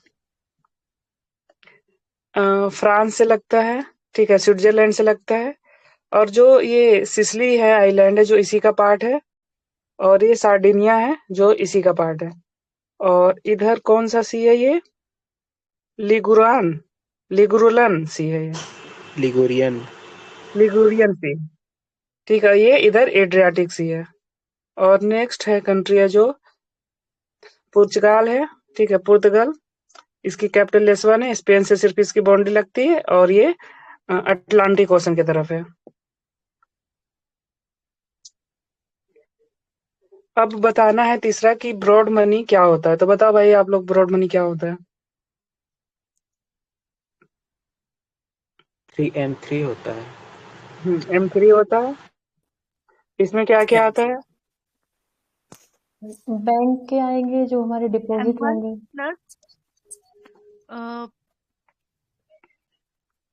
Plus total M1 plus time deposit आएगा, ठीक है। तो अब इसको थोड़ा सा डिटेल्स में देख लेते हैं कि क्या है। तो M3 को ब्रॉड मनी कहते हैं, ठीक है। और ये मेजर करता है total money supply in the economy.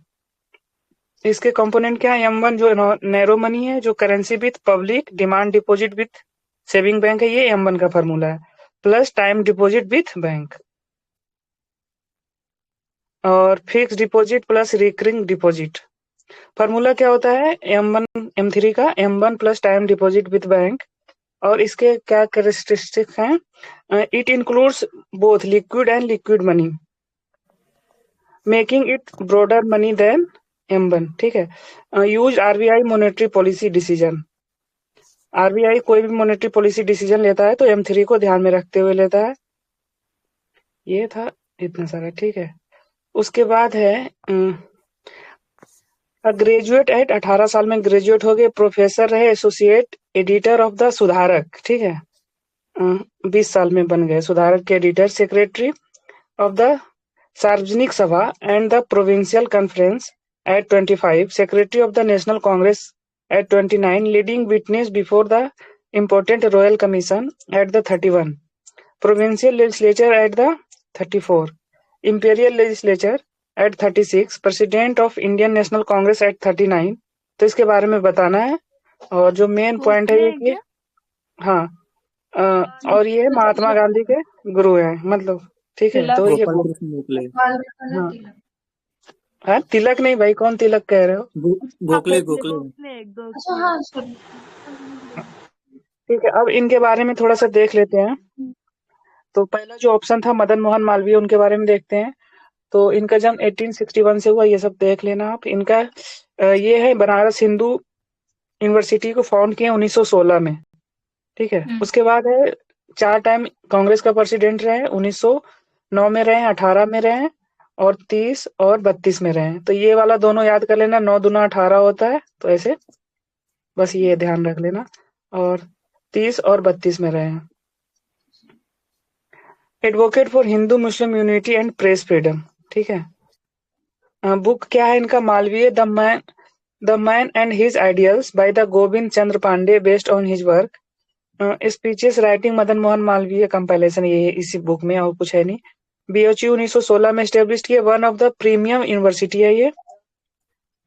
The leader newspaper के संस्थापक हैं ये। और ये इंग्लिश न्यूज़पेपर था, इलाहाबाद से छपता था। हिंदू महासभा के को फाउंडर हैं। और गंगा महासभा का भी मतलब इनका योगदान रहा है, protect the purity of the Ganga, ठीक है। टाइटल्स एंड रिकॉग्नाइजेशन क्या है? महामना बाय द महात्मा गांधी, मतलब महामना का जो टाइटल इधर दिया गया है इनको, वो महात्मा गांधी के द्वारा दिया गया है।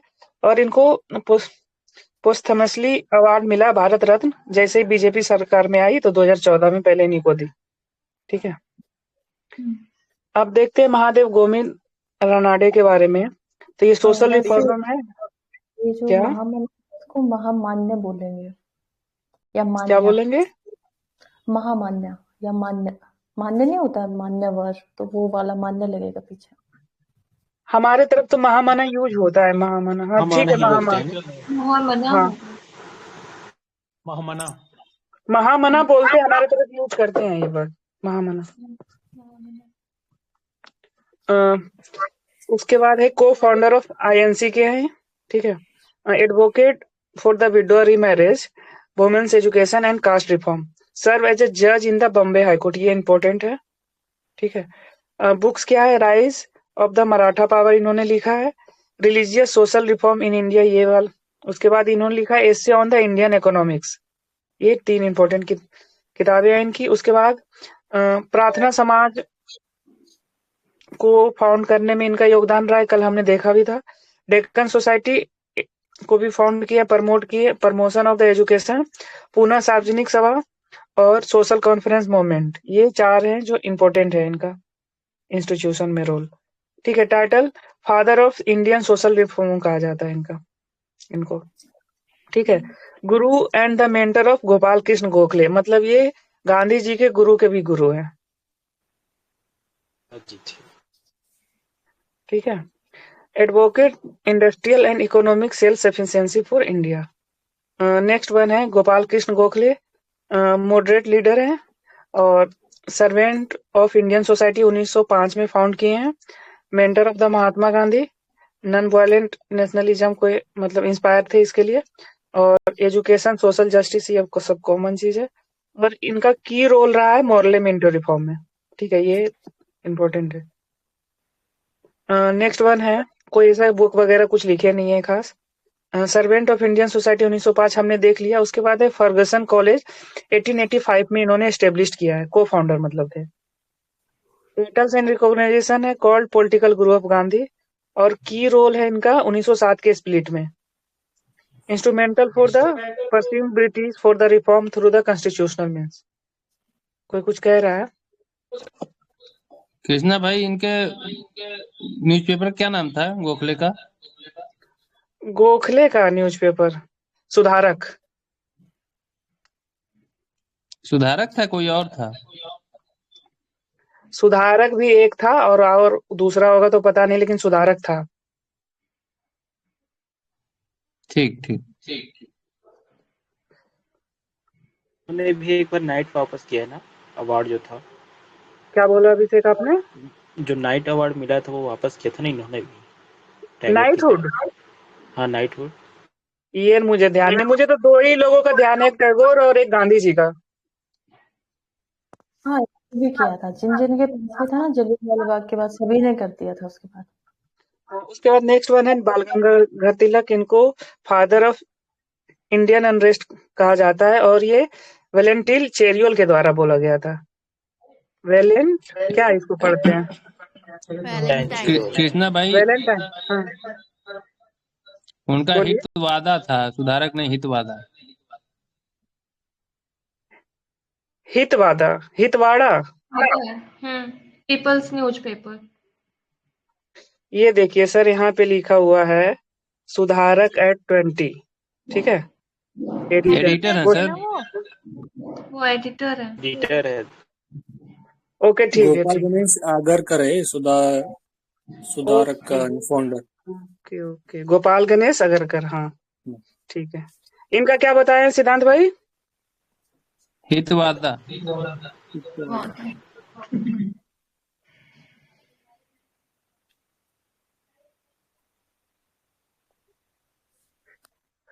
उसके बाद है advocate of the self as a birth right. उसके बाद है started Ganesh Utsav, Shivaji Jayanti and unite Indians.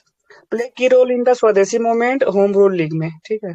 Inspired multiple times, imprison multiple time including 6 year in the Mandalay jail Burma में। ठीक है। बुक राइटिंग्स में क्या है? गीता रहस्य इन्होंने लिखा है, the Arctic home in the Vedas लिखा है, और केसरी जो मराठी में था छपता था, और मराठा जो इंग्लिश न्यूज़पेपर में, मतलब इंग्लिश में था। इंस्टीट्यूशनल फाउंडेशन क्या है? Founded Deccan education society and home rule league. ये कब हुआ था होम रूल लीग? पहले एनी बेसेंट का है या पहले इनका है? दोनों साथ में एनी हुए थे ना? बेसेंट। नहीं, दोनों साथ में नहीं है। नहीं, एक जून अप्रैल में में है, एक एनी बेसेंट सितंबर ने में है। किया था। अप्रैल में किया था शायद एनी बेसेंट ने तो। हाँ, एरिया डिवाइड कर दिया था ना। हाँ, ये एरिया आइडिया डिवाइड भी था। ये आइडिया भी एनी बेसेंट का था। वो पहले शुरुआत में इस काम पे काम कर रही थी, फिर तिलक जब आते हैं तो वो उनको साथ में ले लेती है, और फिर ये दोनों उसी टाइम पे काम कर रहे थे कि दोबारा से कांग्रेस में जो एक्सट्रीमिस्ट है उनको एंट्री मिल जाए, तो उसके साथ साथ में उस चीज पे भी काम कर रहे थे। ओके, लोकमान तिलक इनका टाइटल है, और अपोज मोरले मिंटो रिफॉर्म, मतलब कि जो बाल गंगाधर तिलक ने होम रूल की स्थापना 28 अप्रैल 1916 में की थी। ओके, और एनी बेसेंट का भी देख लो भाई। देख के बताते हैं। इसका है कि बेलगांव पूना में हुआ था।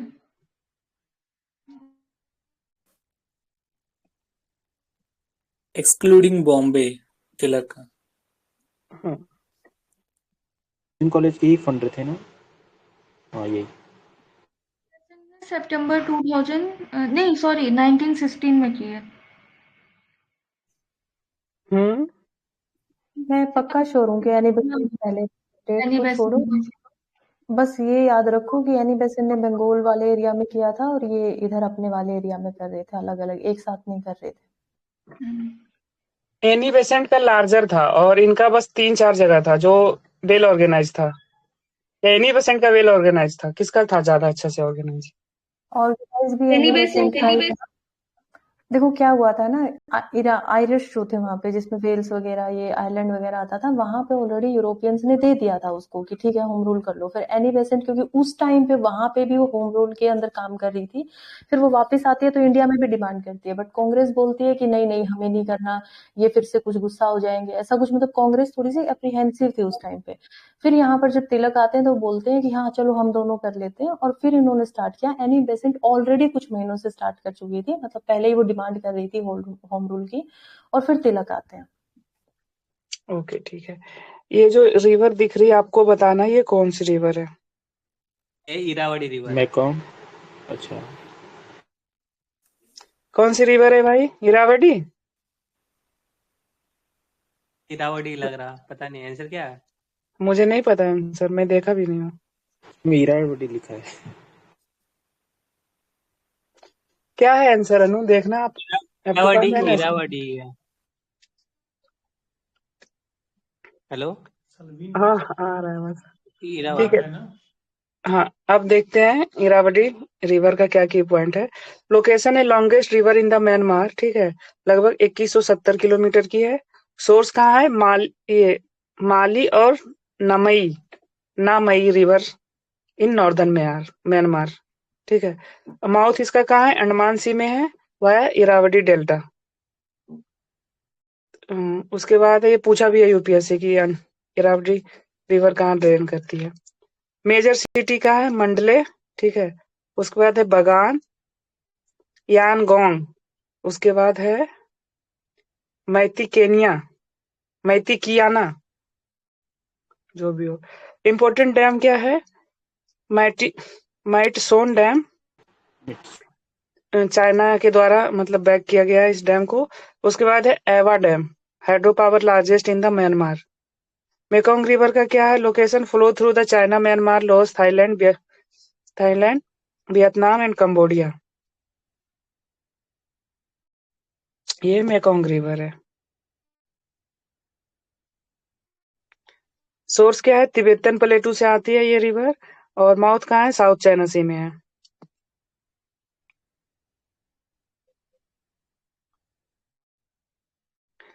मेजर सिटीज में वियतनाई है। वियतनाई किसकी कैपिटल है?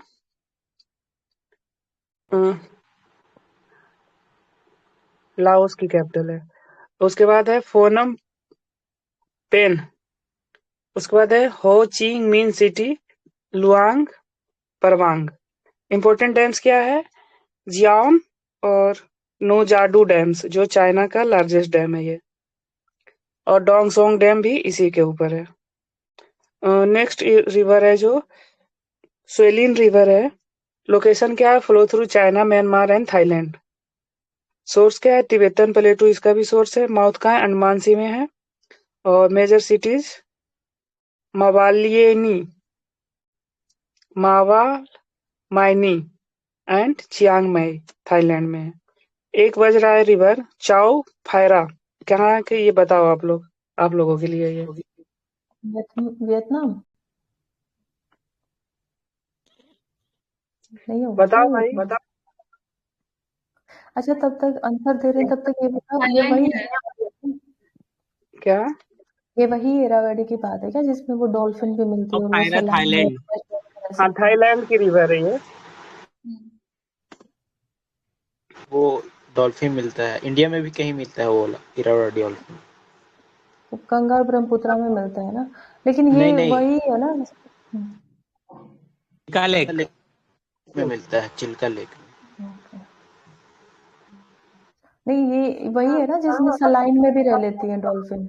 यूजुअली डॉल्फिन सिर्फ फ्रेश वाटर में पाई जाती है। हाँ हाँ हाँ हाँ। हाँ हाँ हाँ।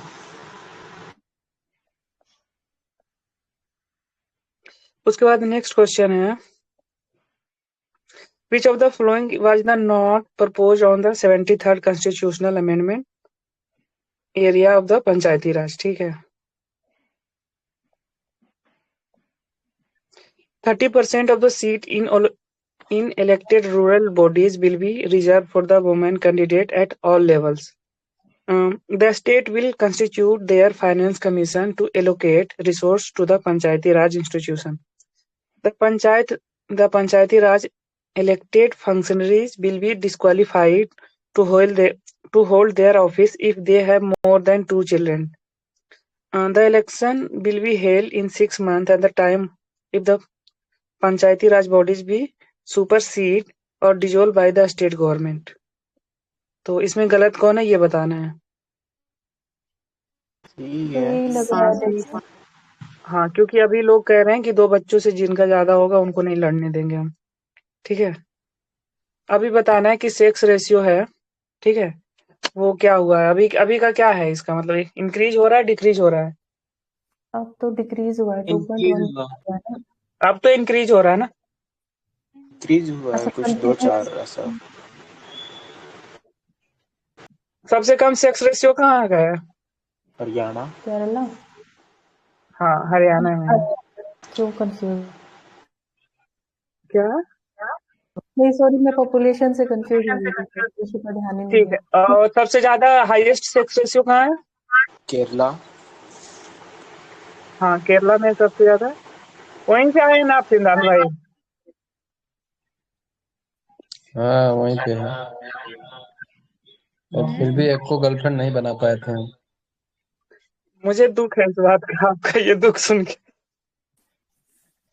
उसके बाद है हुए बोलिए मतलब आप। देखिए ये सब प्राइवेट बात आपस में कर लीजिएगा। ये सार्वजनिक तौर पे झूठ बोल रहे हैं आप। सार्वजनिक मंच पे मत बोलिए, कुछ रहने दीजिए उनके लिए। उसके बाद है ब्रो 20 क्वेश्चन नंबर में 30% है, 1/3 है। 1/3 मीन्स 33 होगा ना? नहीं नहीं 30% ही है, 1/3 नहीं। हमने और पहले भी तो देखा इस चीज को ना, ओके नॉट लेस देन 30% लिखा है ऐसा कुछ।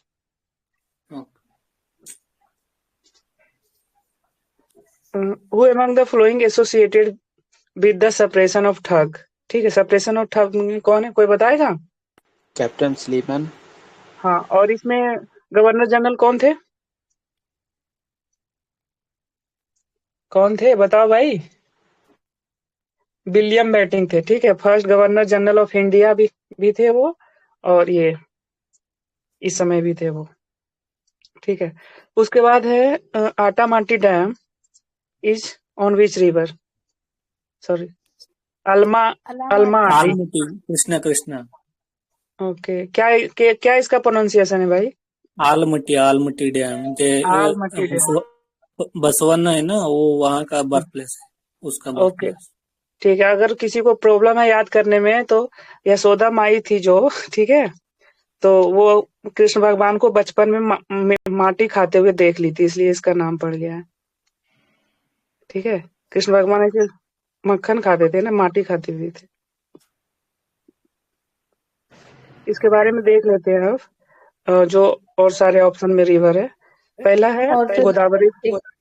एक क्या? मिनट फिर जब उन्होंने देखा ना यशोदा मैया ने उनको कृष्ण को, तो फिर बोला क्या बोलते हैं उसको, अट्टा माजी सटकली, तो उस जैसा भी कुछ है। गोदावरी रिवर देखते हैं। ओरिजिन कहाँ से है इसका? ट्रयम्बक प्लेटू, नासिक महाराष्ट्र से होता है। ठीक है, longest river in, second longest है। इसको दक्षिण गोदावरी ये कहते हैं, दक्षिण गंगा भी कहते हैं, और साउथ गंगा दो रिवर को कहते हैं। ठीक है, एक इसको कहते हैं और दूसरा इसको भी कहते हैं, क्या नाम है उसका, कावेरी को भी। तो कावेरी को साउथ गंगा इसलिए कहते हैं कि वो प्योर रिवर है। ठीक है, मतलब उसके प्योरिटी के लिए कहते हैं, और लॉन्गेस्ट रिवर है इस वजह से गोदावरी को कहते हैं। तो अभी गूगल करोगे तो दोनों, कहीं ये दिखाएगा कहीं वो दिखाएगा। माउथ कहाँ है? बे ऑफ बंगाल आंध्र प्रदेश में है। इसकी लेफ्ट बैंक ट्रिब्यूटरी कौन कौन सी है? परना है, प्रणहिता है, इंद्रावती है, सबरी है। ठीक है, तो आपको ऐसे याद रखना है कि हमारे हिंदू धर्म में पत्नी को बाएं हाथ की तरफ बैठाते हैं। ठीक है, तो मतलब वो फीमेल को बाएं हाथ की तरफ बैठाते हैं। तो सबरी देखो फीमेल नेम है, इंद्रावती फीमेल नेम है, प्रणहिता फीमेल नेम है, और पूर्णा भी फीमेल, पूर्णिमा जैसे चाहे पूर्णा, ये सब फीमेल है। तो लेफ्ट बैंक ट्रिब्यूटरी है इसकी। ठीक है,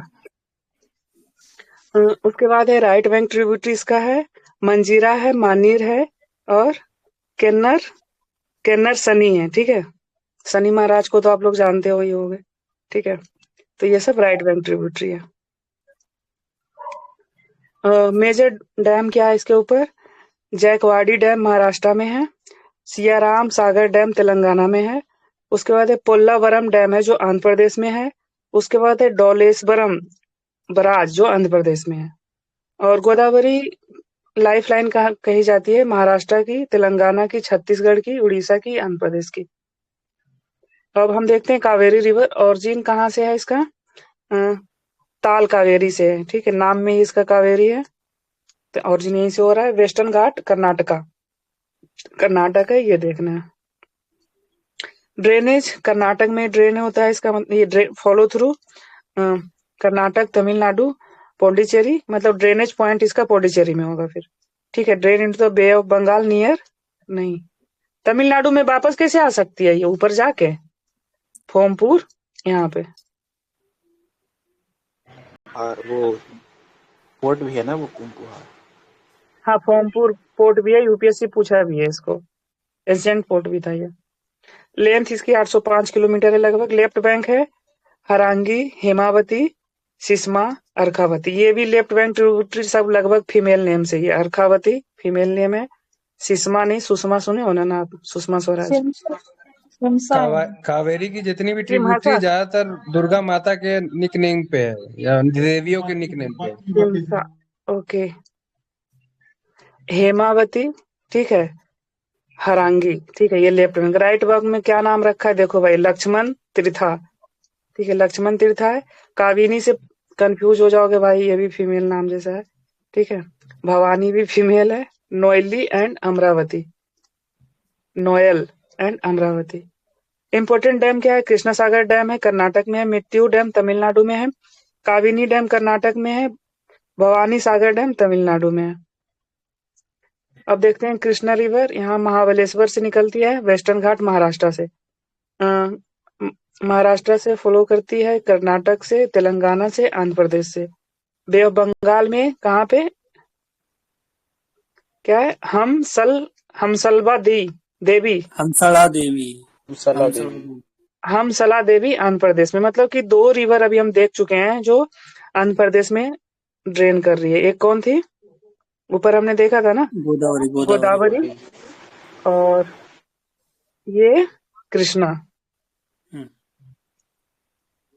वैसे एक सॉन्ग है ना, कृष्णा गोदावरी गंगा, लिखा भूगोल परियों में। ऐसा कोई पढ़ा है 9th क्लास में? हिंदी में पोयम था, कृष्णा गोदावरी गंगा। हाँ पढ़े हैं। साउथ से नॉर्थ भी हो गई, गंगा सबसे ऊपर, फिर गोदावरी, फिर कृष्णा।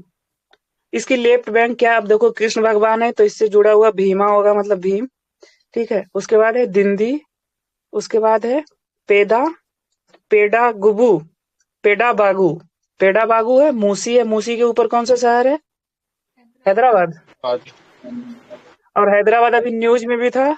क्यों न्यूज में था? कि वो एक कोई रानी थी ना, उसके नाम पे वो हैदराबाद पड़ा है। कोई हिंदू थी वो, ये पूछा था, ये वाला लुकमान वाला पूछा था इस क्वेश्चन को, याद है कि ना सर?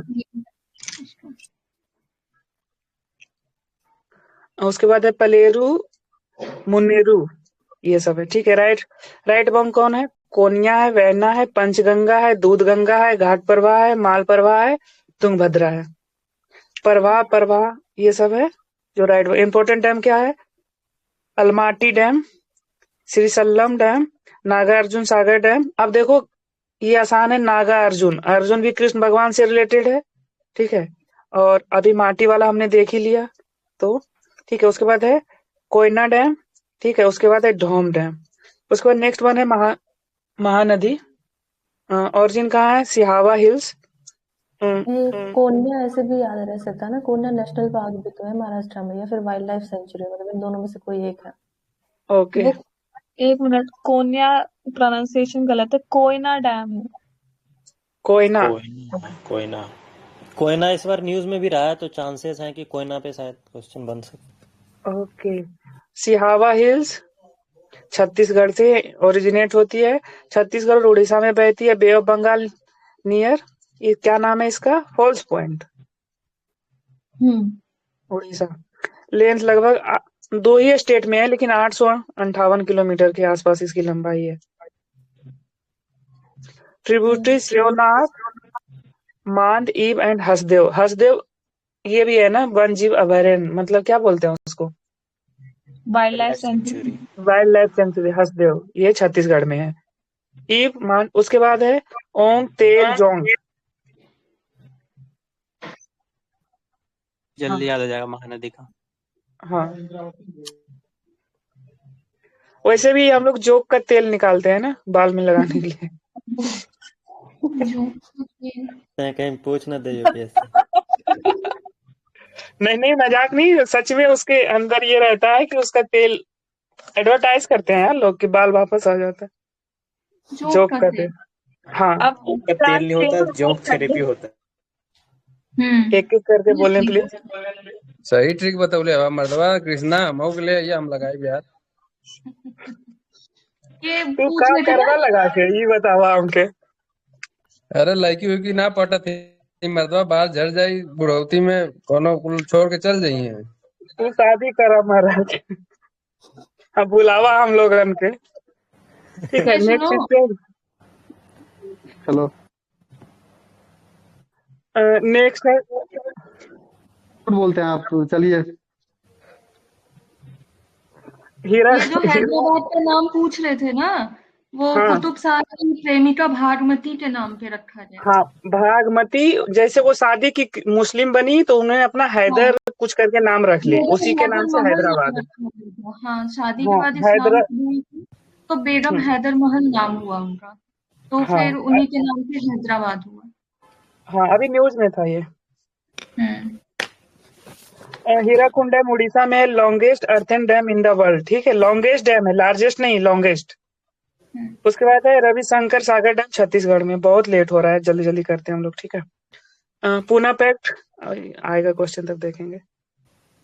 उसके बाद है which of the following state, अभी कोई काम का नहीं है रणवीर साहब, वो मेंटेन। चारों रिवर का है ना, वाटर डिस्प्यूट ट्रिब्यूनल भी है, हाँ पूरा चारों रिवर। महानदी के लिए भी है। हाँ, अच्छा, उसके बाद आपको बताना है मोरले मिंटो रिफॉर्म कम क्या है, साइमन कमीशन क्या है, चौरा चौरी इंसिडेंस क्या है, और दांडी मार्च क्या है। जल्दी जल्दी बताइए आप लोग। मॉर्ले मिंटो तो ये सी होगा, कम्युनल इलेक्ट्रोड वगैरह लेके आएगा। हाँ सी होगा। साइमन कमीशन गवर्नमेंट का ये साइमन बोल रहा था कि मतलब रिपोर्ट देगा 2 साल में, पॉलिटिकल कॉन्स्टिट्यूशन वगैरह देने के बाद करेगा। दांडी मार्च इलीगल मैन्युफैक्चर सॉल्ट, ठीक है, चौरा चौरा। पर अपना सब्जी बेच लीजिए, जिसका बच जाएगा वो बाद में बेचना। Simon commission country wide agitation हुआ था ना, तो सेकंड का ए होएगा। हाँ, उसके विरोध में प्रोटेस्ट हो रहे थे, सही है। बहुत मिस और कर रहा था मैं चौरा तुम्हें उर्वी चौरा यार। चौरी चौरा की वजह से विड्रॉवल ऑफ मूवमेंट हुआ था, नॉन कोऑपरेशन में। चौरी चौरा का क्या होगा उर्वी? बी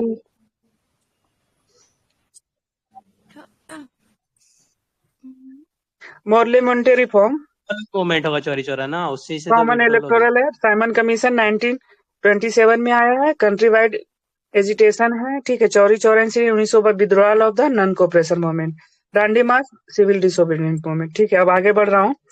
पूना पैक्ट के बारे में है। तो गवर्नमेंट और British government and the Mahatma Gandhi in 1932 provide the creation of the dominion status for India, separate electorate for सी मुस्लिम। आएगा ना, सेपरेट हाँ इलेक्टोरेट फॉर द हरिजन्स। हाँ, ठीक है। अब इसका देख लेते हैं क्या था इसमें। पूना पैक्ट वाज साइन, दिख रहा है ना, छोटा तो ज्यादा नहीं दिख रहा। Poona pact was sign September 24, 1932 between Mahatma Gandhi and B R. Ambedkar. उसके बाद है मेडिएटेड बाई मनजीत सिंह, ये नाम याद रखना है, ठीक है, यूपीएससी यही पूछेगा। मदनजीत। हाँ, Madanjeet Singh. In response to the communal award given by the British, की प्रोविजन क्या था? Abolition of the separate electorates for the depressed class as per the communal award was withdrawn, increase reserve seat किया। ठीक है, instead of 71 seat in the provincial legislature, depressed class was given 147 seat. ठीक है, उसके बाद in the central legislature 80% of the seat were reserve. Central legislature में 18% seat reserve. अभी कितना परसेंट सीट रिजर्व है, कोई बताएगा? 14%। क्वेश्चन क्या है? क्वेश्चन ये है कि पार्लियामेंट में एससी एसटी के लिए कितना परसेंट सीट रिजर्व है, दोनों मिला के बता रहे हैं। 21% नहीं पता, सीट नंबर पता है। हाँ बताओ, सीट नंबर भी बताओ। 122 एससी के लिए 122 सीट। एसटी का क्या है जया, बताओ, आप जया बताएगी। 84 और एसटी के लिए 47।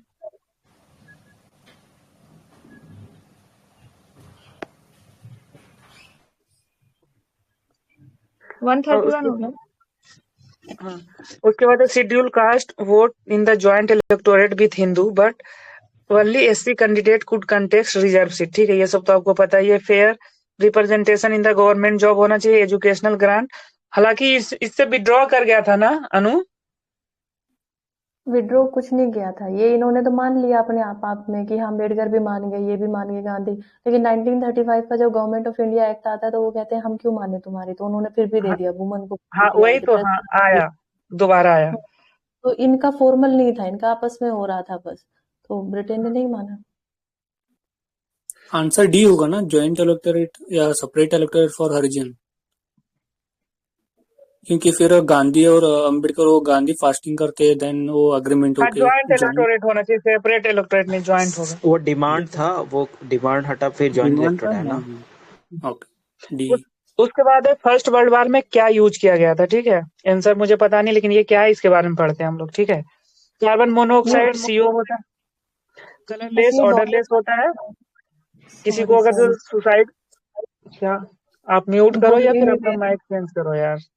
अनु, आवाज नहीं आ आपकी रही है क्या? रिवर्स हो रहा है, मस्टर्ड ठीक है। गैस यूज किया गया था।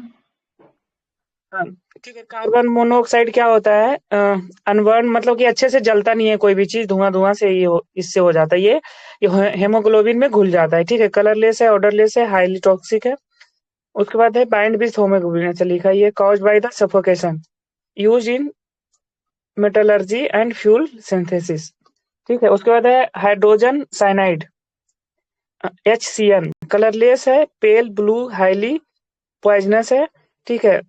blocks cellular respiration causing rapid death, used in the pest control and chemical synthesis। उसके बाद है mustard gas, yellow brown liquid है। उसके बाद है ब्लिस्टरिंग एजेंट है, ये ब्लिस्टरिंग एजेंट क्या होगा, कोई बता सकता है? कोई है केमिकल वाला इधर?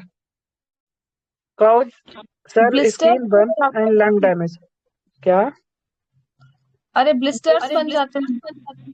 मतलब फोड़े बोलते हैं उनको एक तरीके छाला छाले, छाला पड़ जाना। ब्लिस्टर छाले। से। Okay, water gas, CO, carbon monoxide plus H2 formulated mixture CO plus H2 can cause carbon monoxide poisoning in inhale, ठीक है। और ये वाटर गैस, मतलब कि वाटर गैस मेनली क्या है, CO प्लस H2। आपको बताना है कि अभी जो ये सीन गैस है, क्या है जो कोल गैसिफिकेशन कर रहे हैं, उसमें क्या क्या होता है, बताओ भाई। सीन गैस कहते हैं ना उसको, क्या कहते हैं? सवाल अच्छे से पूछो, सवाल ही समझ नहीं आ रहा। पायरोलिसिस से निकलता है। हाँ, पायरोलिसिस करने के बाद वही ना सिन गैस बनता है। नहीं नहीं, अभी कोल गैसिफिकेशन हो रहा है ना, उसमें क्या कंस्टिट्यूएंट मेन है?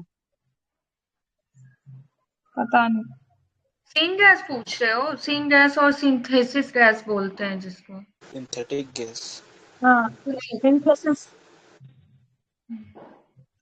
पूछ क्या रहे हो? समझ नहीं। हाँ, मैं ये सिंथेसिस। अरे कोल गैसिफिकेशन सुना है ना, अभी न्यूज में था,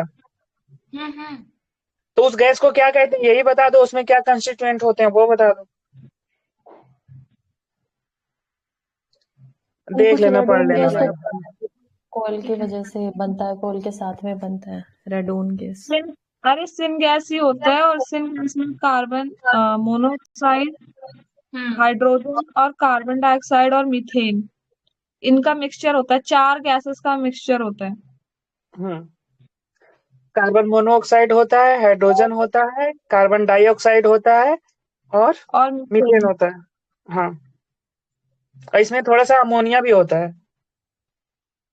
नहीं नहीं ये तो अमोनिया नहीं, ठीक है ठीक है। उसके बाद है proportional representation is not necessary in a country where there is no reserve constituency, two party system. उसके बाद है लिस्ट मैच करना है, ठीक है। टैक्स रिफॉर्म, ये कमिटी भी कोई काम का है नहीं, इसको स्किप करते हैं, ठीक है।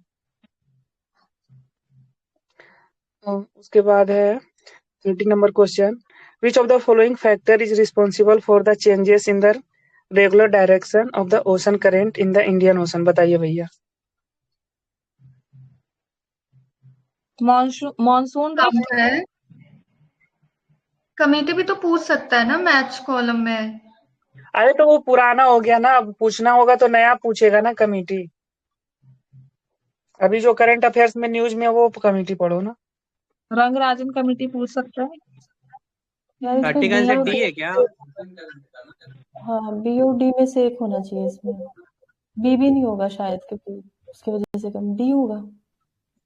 मानसून नहीं, मानसून भी तो कहते हैं ना। मॉनसून से तो 1 ही 2 महीने आएगा मानसून ना। होना चाहिए, मानसून। अगलास करंट वो चेंज हो जाता है डायरेक्शन ना। सोमाली करंट, क्या सोमाली करंट है ना? हाँ मानसून होगा इसका आंसर, ठीक है, बी होगा इसका आंसर। तो आज मतलब इतना ही रहने देते हैं, ठीक है, बाकी हम कल देखेंगे, बहुत लेट हो चुका है वैसे। कर लो ना 31।